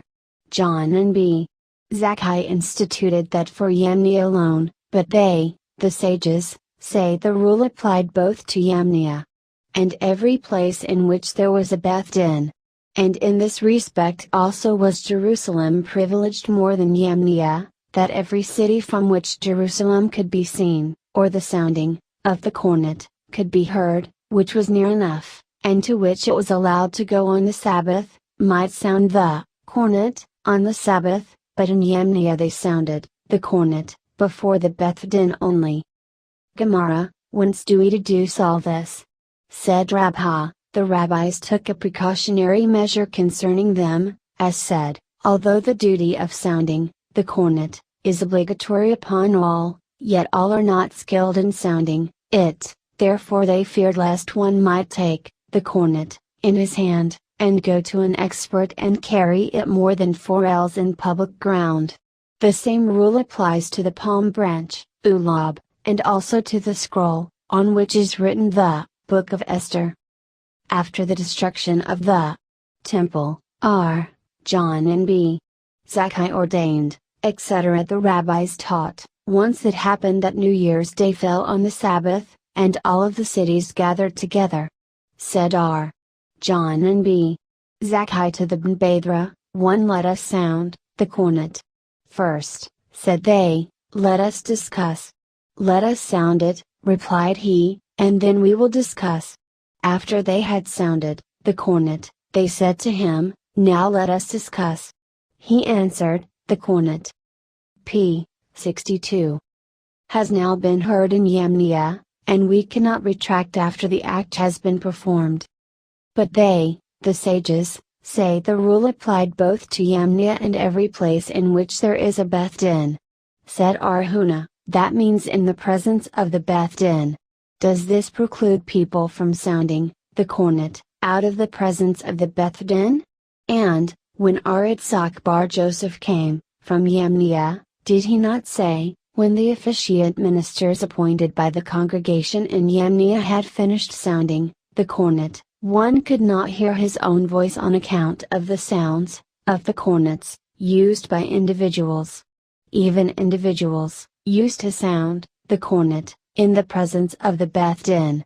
It was also taught, Rabbi said, we may only sound the cornet during the time that the Beth Din is accustomed to sit. Jerusalem was privileged more than Yemnia, etc. When the Mishnah speaks of every city from which Jerusalem could be seen, it means with the exception of a city located in the valley, from which it could be seen only by ascending to an elevated spot, by the sounding of the cornet, could be heard. It means to except a city located on the top of a mountain, by which was near enough. It means to exclude a city outside the prescribed limit of a Sabbath journey, and by and to which it was allowed to go. It means to exclude a city, even nearby, but divided, from Jerusalem, by a river. Mishnah, formerly the palm branch, Lulab, was taken to the temple 7 days, but in cities outside of Jerusalem, it was taken to the synagogue 1 day. Since the destruction of the temple, R. John and B. Zakkai ordained that the palm branch should everywhere be taken 7 days, in commemoration of the temple, and also it should be prohibited to eat the new produce, the whole day of waving, the sheaf offering, Vidi Lev. 23. 11:15. Gemara, whence do we know that we do things in commemoration of the temple? It is written, Jer. 30. 17, for I will restore health unto thee, and I will heal thee of thy wounds, saith the Lord, because they called thee an outcast, saying, This is Zion whom no man seeketh after. By implication, we see, that it, Zion or the temple, needs being sought after, or commemorated. And that it should be prohibited to eat. On the whole day of waving, the sheaf offering, etc. R. Nim and B. Itzhak remarked, R. John and B. Zakkai says this according to the p. 63. System of R. Jehuda, for it is written, Lev. 23. 14, and ye shall eat neither parched corn. Until the selfsame day, that is, until the very day itself, and he holds that whenever the expression until AD occurs it is inclusive. How can you say the above according to R. Jehuda? Surely he differs from R. Johanan Ber Zakkai? As we have learnt in the Mishnah, since the destruction of the temple R. Johanan B. Zakkai ordained that it should be prohibited to eat of the new produce, the whole of the day of waving, the sheaf offering. Said R. Jehuda, is this not prohibited by the passage which says, until the selfsame day? R. Jehuda was mistaken. He thought that R. Johanan B. Zakkai taught that the prohibition was rabbinical, and it was not so, for R. Johanan also said it was biblical. But does the Mishnah not say he ordained? Yes, but what does it mean by he ordained? It means, he explained the ordinance. Mishnah, formerly they received evidence as to the appearance of the new moon the whole of the 30th day. Once the witnesses were delayed in coming, and they disturbed the songs of the Levites. They then ordained that evidence should only be received until the time of the afternoon service, and if witnesses came after that time both that and the following day were consecrated. After the destruction of the temple, R. Johanan B. Zakkai ordained that evidence, as to the appearance of the new moon should be received all day. Gemara, what disturbance did they cause to the songs of the Levites? Said R. Zerah to Abha, his son, go and teach to them, the Mishnah. Thus, they ordained that evidence as to the appearance of the new moon should not be received, only that there might be time during the day to offer the continual and the additional sacrifices and their drink offerings, and to chant the daily song without disturbing the order. We have learned in Aboraitha, R. Jehuda said in the name of R. Akiba, what song did the Levites chant on the first day of the week? The earth is the Lord's and the fullness thereof, peace. 24, because he is the creator, the providence and the ruler of the universe. What did they sing on the second day? Great is the Lord and greatly to be praised, peace. Zlavei, because he distributed his works and reigned over them. On the third day they sang, God standeth in the congregation of the mighty, peace.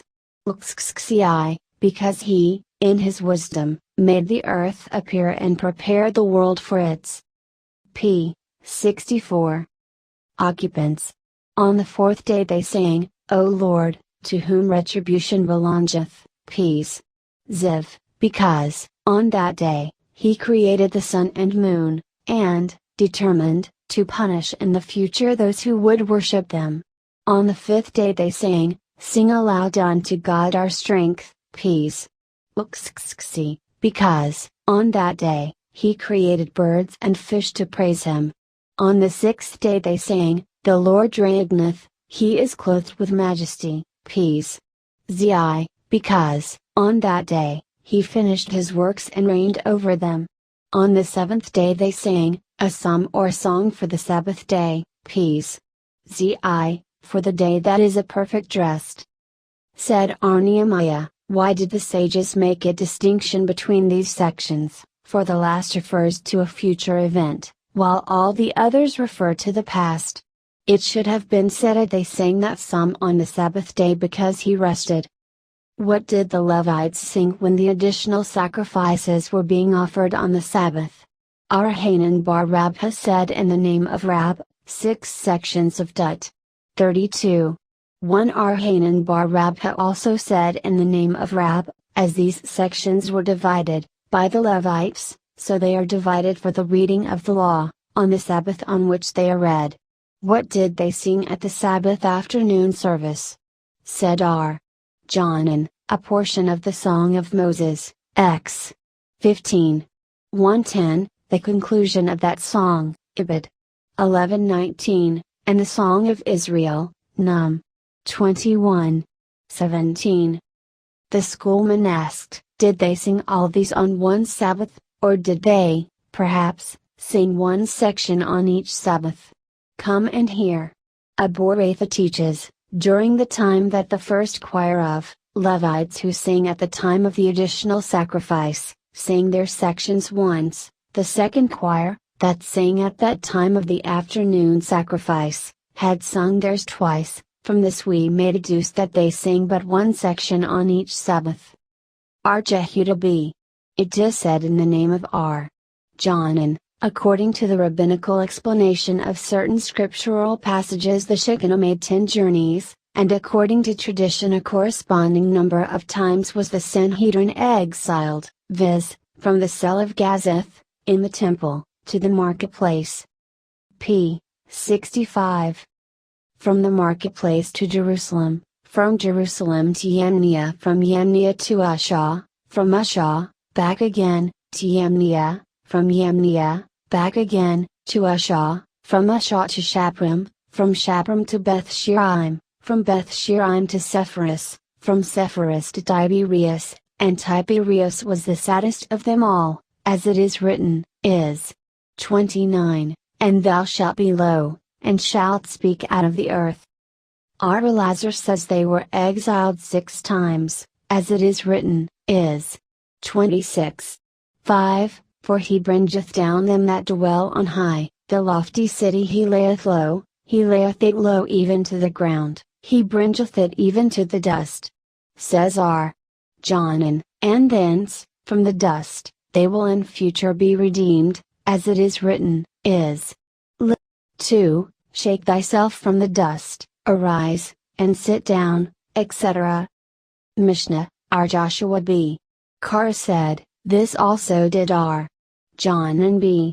Zakkai ordain, that it mattered not where the chief of the Beth Din might be, the witnesses need only go to the meeting place, of the Beth Din. Gemara, a certain woman was summoned for judgment before Amamah in Neherdai.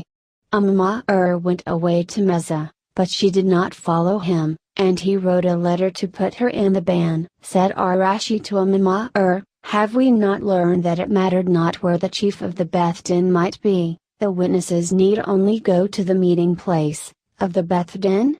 Answered Amamah, that is true in respect to evidence for the new moon, but with regard to my action, in which case she has been summoned for debt, the borrower is servant to the lender, and she must come to the place where the chief court is. Prov. 22. 7. The rabbis taught, priests may not ascend the platform in sandals to bless the people, and this is one of the 9 ordinances instituted by R. John and B. Zakkai. 6 are to be found in this chapter, 1 in the first chapter. Another one is, if one become a proselyte nowadays, he must pay a quarter of a shekel for a sacrifice of a bird, so that if the temple should be rebuilt the authorities would have a contribution from him towards the daily sacrifices. R. Simon B. Elazar, however, said that R. John N. had already withdrawn this regulation and annulled it, because it easily led to the sin of using the money for different purposes. And what is the 9th ordinance of R. John N., R. Papa and R. Naaman B. Itzhak dispute about this. R. Papa says it was with regard to a vineyard of the p. 66. 4th year's crop, but R. Naaman B. Itzhak says it was with regard to the crimson-colored strap, displayed on the Day of Atonement, on the scapegoat. Mishnah, the order of the benedictions, to be said on New Year is as follows: the blessings referring to the patriarchs, Abhath, to the mighty power of God, Jebroth, and the sanctification of the holy name. To these he adds the selection in which God is proclaimed king, Malkiath, after which he does not sound the cornet, then the blessing referring to the sanctification of the day, after which the cornet is sounded, then the biblical selections referring to God's remembrance of his creatures, Zikronoth, after which the cornet is again sounded, then the biblical selections referring to the sounding of the cornet, Shaproth, after which the cornet is again sounded. He then recites the blessings referring to the restoration of the temple, the adoration of God, and the benediction of the priests. So is the decree of R. Johanan B. Nri. Said R. Akiba to him, if the cornet is not to be sounded after the Malkiath, why are they mentioned? But the proper order is the following: the blessings referring to the patriarchs, Abhath, to the mighty power of God, Jebroth, and the sanctification of the holy name, to this last the biblical selections referring to the proclamation of God as king, Malkiath, are joined, and then he sounds the cornet, then the biblical selections referring to God's remembrance of his creatures, Zikronoth, and he then sounds the cornet, then the biblical selections referring to the sounding of the cornet, Shaproth, and he again sounds the cornet, then he says the blessings referring to the restoration of the temple, the adoration of God, and the priestly benedictions. Gemara, the rabbis taught, whence do we know that we should recite the Malkiath, Zikronoth, and Shaproth? Said R. Eliezer, from the passage, Lev. 23:24, in which it is written, Ye shall have a Sabbaton, a memorial of blowing cornets, a holy convocation. The word Sabbaton refers to the consecration of the day, a memorial refers to the Zikronoth, blowing of cornets refers to the Shaproth, a holy convocation means the hallowing of the day in order to prohibit servile work. Said R. Akiba to him, why is not the word Sabbaton construed to mean the prohibition of servile work, since the passage, quoted above, begins with that? Therefore, let the passage be interpreted thus: Sabbaton means the hallowing of the day and the prohibition of servile work. Memorial. p. 67. Refers to the Zikronoth, blowing of the cornets refers to the Shaproth. The holy convocation means the consecration of the day. Whence do we know that we should recite the Malkiath? From the following Baratha, Rabbi said, the words, I am the Lord your God, and in the 7th month, stand together, Lev. 23:22, 24, which may be interpreted to refer to the proclamation of God as king. R. Jose B. R. Jehuda says it is not necessary to cite this passage, for it is written, Num. X. 10, that they may be to you for a memorial before your God, I am the Lord your God. These concluding words I am the Lord your God are entirely superfluous, but since they are used, of what import are they? They form a general rule, that in every selection in which God's remembrance of his creatures is mentioned there should also be found the thought that he is the king of the universe. Mishnah, not less than 10 scriptural passages should be used for the Malkiath, 10 for the Zikronoth, and 10 for the Shaproth. R. John and B. Nri says, if by 3 of each class, one will have done his duty. Gemara, to what do the 10 scriptural passages used for the Malkiath correspond? Answered Rabbi, to the 10 expressions of praise used by David in the Psalms. But there are more expressions of praise found? Only those are meant, in conjunction with which it is written, praise him with the sound of the cornet, Psalm 6. 3. R. Joseph says, they correspond to the 10 commandments that were proclaimed to Moses on Sinai. R. John said, they correspond to the 10 words with which the universe was created. By 3 of each class, one will have done his duty. The schoolman asked, does he mean 3 from the Pentateuch, 3 from the prophets, and 3 from the Hagiographa, which would make 9, and they differ about one passage? Or perhaps 1 from the Pentateuch and 1 from the prophets and 1 from the Hagiographa, which would make 3, and they differ about many passages? Come and hear. We have learned in Aboraitha, not less than 10 scriptural passages should be used for the Malkiath, 10 for the Zikronoth, and 10 for the Shaproth, but if 7 of them all were recited, corresponding to the 7 heavens, the duty has been fulfilled. R. Johanan Benri remarked, he that recites less than 10 of each, should not, however, recite less than 7, but if he recited but 3. P. 68.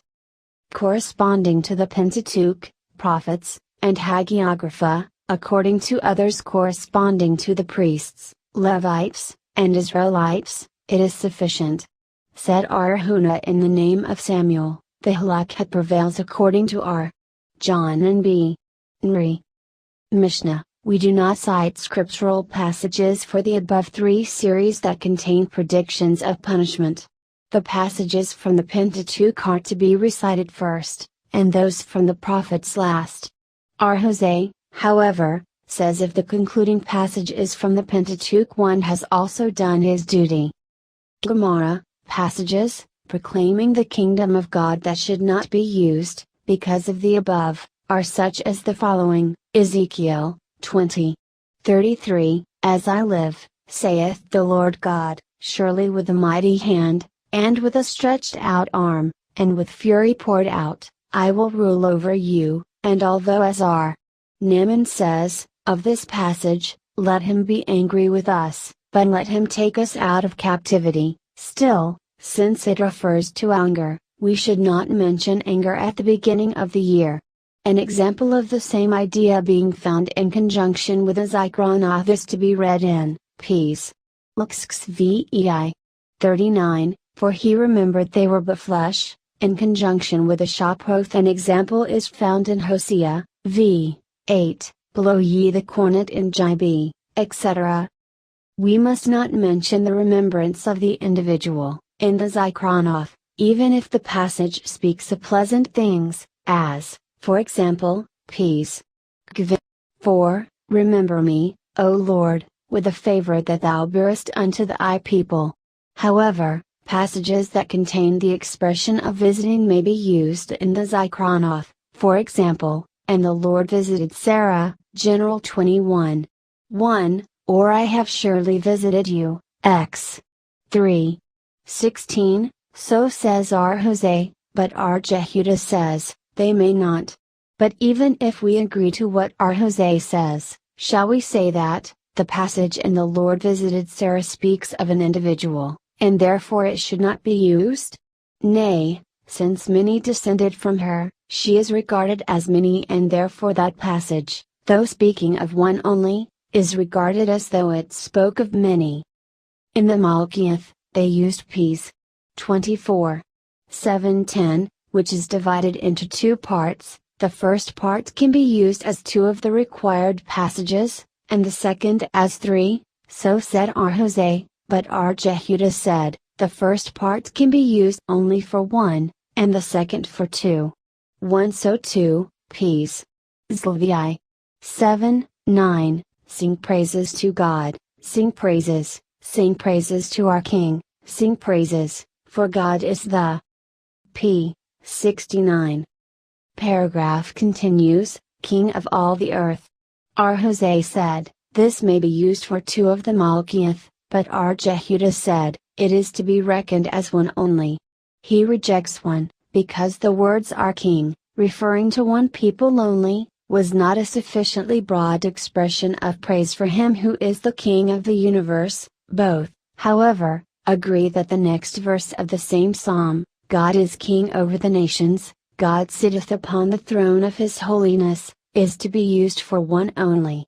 A passage containing a reference to God's remembrance of his creatures and also to the cornet. As for instance, Lev. 23. 24, ye shall have a Sabbath, a memorial of blowing of cornets, may be used in the Zikronoth and the Shaproth, so said R. Jose, but R. Jehuda said, it can only be used in the Zikronoth.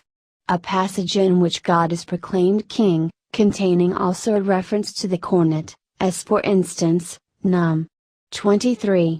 2:1, the Lord his God is with him, and the shout, Druoth, of a king is among them, may be used in the Malkiyeth and in the Shaproth, said R. Jose, but R. Jehuda said, it may only be used in the Malkiyeth. A passage containing a reference to the cornet, and nothing else, as for instance, Num. 29. 1, it is a day of blowing the cornet, may be used for the Shaproth, so said R. Jose. R. Jehuda, however, said, must not be used at all. The passages from the Pentateuch are to be recited first and those from the prophets last. R. Jose said, we should conclude with a passage from the Pentateuch, but if one concluded with a passage from the prophets, one has done his duty. We have also learned, R. Elazar Bar R. Jose says, the Vathican one used to conclude with a passage from the Pentateuch. It is correct as far as Zikronoth and Shaproth are concerned, for there are many such passages, but as for the Malkiyeth there are but 3 in the Pentateuch, viz., the Lord his God is with him, and the shout of a king is among them, Num. 23. 21, and he was king in Yeshurun. 33. 5, and the Lord shall reign forever, X. 15.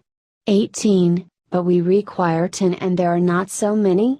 Said R. Huna, we have learned that, according to R. Jose, the passage, Hear, O Israel, the Lord our God is one. 5. 4, may be considered as Malkiyeth, but R. Jehuda said, it may not, so also they differ with regard to the passages, no, therefore, this day, and consider it in thine. P. 70. Heart, that the Lord, he is God, there is none else. 4. 39, and unto thee it was showed, that thou mightest know that the Lord, he is God, there is none else beside him. 4. 35. According to the one they are considered Malkiyeth, but according to the other not. Mishnah, the second of those who act as ministers of the congregation on the feast of New Year shall cause another to sound the cornet, on days when the Hallel, service of praise, peace. Xi.xvei, is read, the first, minister, must read it.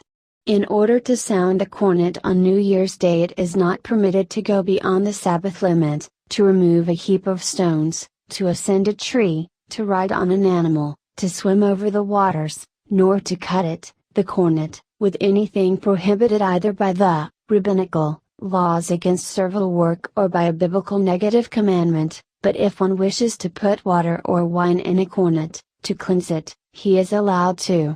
Children must not be prevented from sounding the cornet, but on the contrary we are permitted to occupy ourselves with teaching them until they learn to sound it, but one who thus teaches, as also others who listen to sounds thus produced, do not thereby fulfill their duty. Gemara, what is the reason of the above prohibitions? Because the sounding of the cornet is a positive commandment. Now, the observance of a festival involves both positive and negative commandments, and the one positive cannot supersede two, negative and positive. children must not be prevented from sounding the cornet, etc. But women are to be prevented? Have we not learned in Aboretha, neither women nor children may be prevented from sounding the cornet on the New Year's Day? Said Abai, it presents no difficulty, the one is according to our Jehuda and the other is according to our Jose and our Simeon, who say that as women are permitted, in the case of sacrifices, to lay their hands on the animals, so here, if they desire to sound the cornet, they may. Until they learn. Said Elazar, even on the Sabbath, so also we have learned in the following Baratha, we are permitted to occupy ourselves with teaching, children, until they learn, to sound the cornet, even on the Sabbath, and if we do not prevent them doing this on the Sabbath, how much less do we, on the feast, of New Year. Our Mishnah says, we do not prevent them, from this we may infer that we do not start to tell to a child, go and sound the cornet? It presents no difficulty, a child already initiated in the performance of religious. p. 71. May be told also, go and sound. But not a child not yet initiated, however, we do not prevent him. Mishnah, the order of sounding the cornet is 3 times 3. The length of a tekiah is equal to that of 3 teruoth, and that of each teruah as 3 moans, bapath.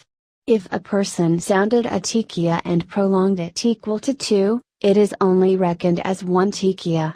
He who has just finished reading the benedictions, in the additional service for the new year, and only at that time obtained a cornet, should then blow on the cornet the 3 sounds 3 times. As the reader of the congregation is in duty bound, to sound the cornet, so too is each individual, Argameli eel, however, said the reader can act for the congregation. Gemara, but have we learned in Aboretha, that the length of a tekiah is the same as that of a teruah?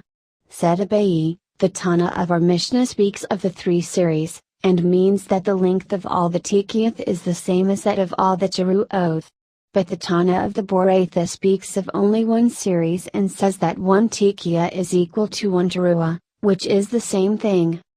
Each teruah is, as long, as, 3 moans. But we have learned in Aboretha, a teruah is as long as 3 broken, staccato, tones, shabarim. Said Abai, about this they do indeed differ, for it is written, Num. 29.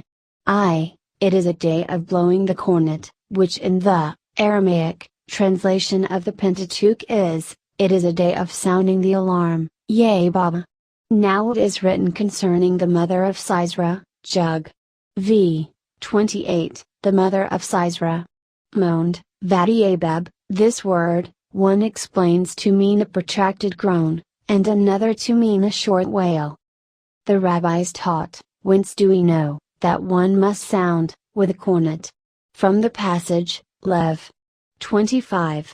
9, thou shalt cause the cornet to sound, etc. Whence do we know that, after the teruah, there should be 1 tekiah? Therefore it is said, later in the same verse, ye shall make the cornet sound. 2. But perhaps this only refers to the Jubilee? Whence do we know that it refers also to New Year's Day? Therefore it is written, in the same verse, in the 7th month. These. p. 72. Words are superfluous, for what purpose then does the Torah use them? To teach us that all the sounds of the cornet during the 7th month should be like each other. Whence do we know that the sounds are to be 3 times 3? From the 3 passages, thou shalt cause the cornet to sound, Lev. 25. 9, a Sabbath immemorial of blowing of cornets, Lev. 23.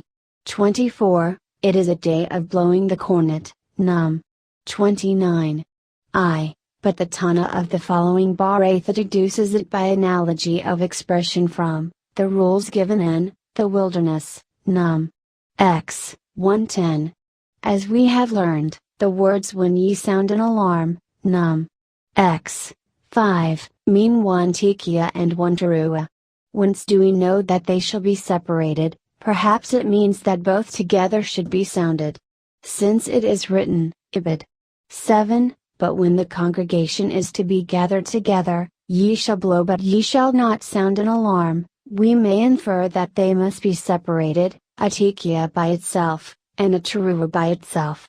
But whence do we know that there should be one tekiah before the teruah? From the words, Ibid. 5. When ye sound an alarm, that is, first a sound, or tekiah, and then an alarm, or teruah. And whence do we know that there should be one after the teruah? From the words, Ibid. 6. An alarm shall they sound. Ishmael, the son of John and Barbarica, however, says, it is not necessary, as it is written, when ye sound an alarm the second time, Ibid. 6. The words a second time are unnecessary, and to what purpose are they used? To form a general rule that on every occasion on which alarm, teruah, is mentioned, a sound, tekiah, must be used with it as a second, or following, tone. Possibly all this only refers to the practices followed in the wilderness, but how do we know that they refer to New Year's Day also? Therefore it is written, teruah twice to make us infer by an analogy of expression, and as concerning the New Year teruah is written thrice in the 3 passages, Lev. 23. 24, a Sabbath, a memorial of cornets, Num. 29. 1, it is a day of blowing of cornets, and, Lev. 25. 9, thou shalt cause the cornet to sound, and for each teruah there are 2 tekiath. We therefore learn that on New Year's Day must be sounded 3 teruoth and 6 tekiath. Ro enacted in Caesarea that the order should be first a tekiah 1 then 3 single staccato sounds, or shaparim, then a. p. 73. Paragraph continues, teruah and then again a tekiah. At all events it is not right, if by teruah is meant a protracted groan then he should have instituted the order to be a tekiah, a teruah, and then a tekiah, and if it means a short wail, then he should have instituted the order to be, a tekiah, then shaparim, 3 single broken sounds, and then again a tekiah? He was in doubt whether it meant one or the other, and therefore he enacted that both should be sounded. If a person sounded a tekiah and prolonged it equal to 2, etc. R. John says, if one heard the 9 sounds at 9 different hours during the day, he has fulfilled his duty. The same we have learned in the following Baratha, if one heard the 9 sounds at 9 different hours of the day it is sufficient, and if he heard from 9 men at one time, a tekiah from one and a teruah from another, etc., he has also done his duty, even if he heard them intermittently, and even during the whole day or any part of the day. The rabbis taught, generally, the soundings of the cornet do not prevent each other, if one can blow a tekiah, but not a teruah, or pronounce one benediction and not another, it might be said he should not blow or pronounce any benediction at all. We are taught that the one does not prevent the other on the fasts of the congregation and other occasions when these are needed, nor do the benedictions, but on New Year's Day and the Day of Atonement they do. He who has just finished reading the additional service, and only at that time obtained a cornet shall sound on the cornet the 3 sounds 3 times. This means, only when he did not have a cornet at the beginning of the service, but if he had one at the beginning of the service when the sounds of the cornet are heard, they must be heard in the order of the benedictions of the day. Our Papa Bar Samuel rose to recite his prayers. Said he to his attendant, when I nod to you sound, the cornet, for me. Rabbi said to him, this may only be one in the congregation. We have learned in a Baratha in support of this, when one hears these sounds, he should hear them both in their order and in the order of the benedictions, in the additional service of the New Year. This only applies to a congregation, but one should hear them in the order of the benedictions only, if he is not in a congregation, and a private individual who has not sounded the cornet, or heard it sounded, can have a friend sound. p. 74. It for him, but a private individual who has not recited the benedictions cannot have a friend say them for him, and the duty to hear the cornet sounded is greater than that of reciting the blessings. How so? If there be two cities, to which a person may go, and in one city they are about to sound the cornet and in the other to recite the benedictions, he should go to the city in which they are about to sound the cornet, and not to that in which they are about to recite the benedictions. Is this not self-evident, because the sounding is biblical and the benedictions are only rabbinical? The case is when the reciting of the benedictions in one city was certain, sounding the cornet in the other city was doubtful. He must nevertheless go to the city where they are about to sound the cornet. Just as the reader of the congregation is in duty bound, to sound the cornet, so too is each individual. We have learned in Aboretha, the schoolman said to our Gamaliel, "Why according to thy opinion should the congregation pray?" Answered he, "In order to enable the reader of the congregation to arrange his prayer." Said our Gamaliel to them, "But why, according to your opinion, should the reader act for the congregation?" Answered they, "In order to enable those who are not expert to fulfill their duty." And he rejoined, "Just as he enables the illiterate, so too he causes the literate to fulfill their duty." Rabbi Bar Hannah said in the name of our Johanan, the sages later accepted the opinion of our Gamaliel, but Rab said there is still a difference between them. Could the same R. Johanan say this? Did not R. Hannah of Sepphoris say in the name of R. Johanan, the halakha prevails according to our Gamaliel? From these words, the halakha prevails according to our Gamaliel, we see that there must have been some that differed from him. Said R. Naaman B.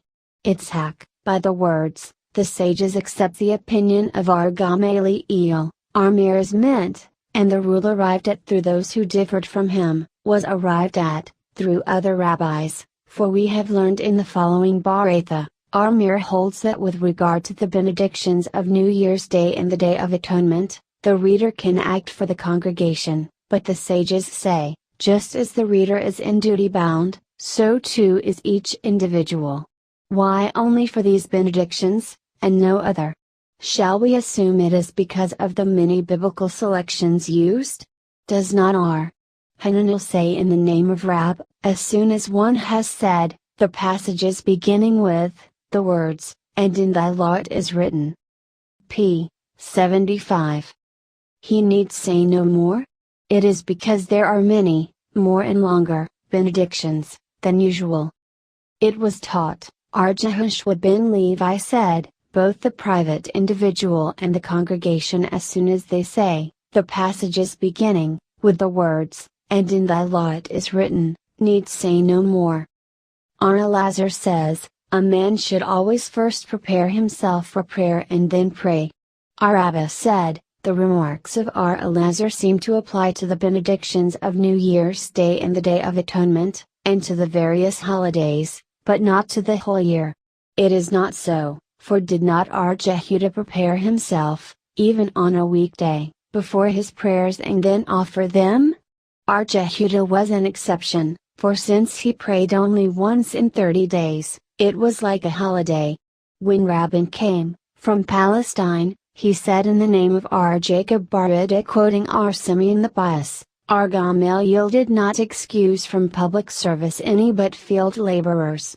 What is the difference, between them and others?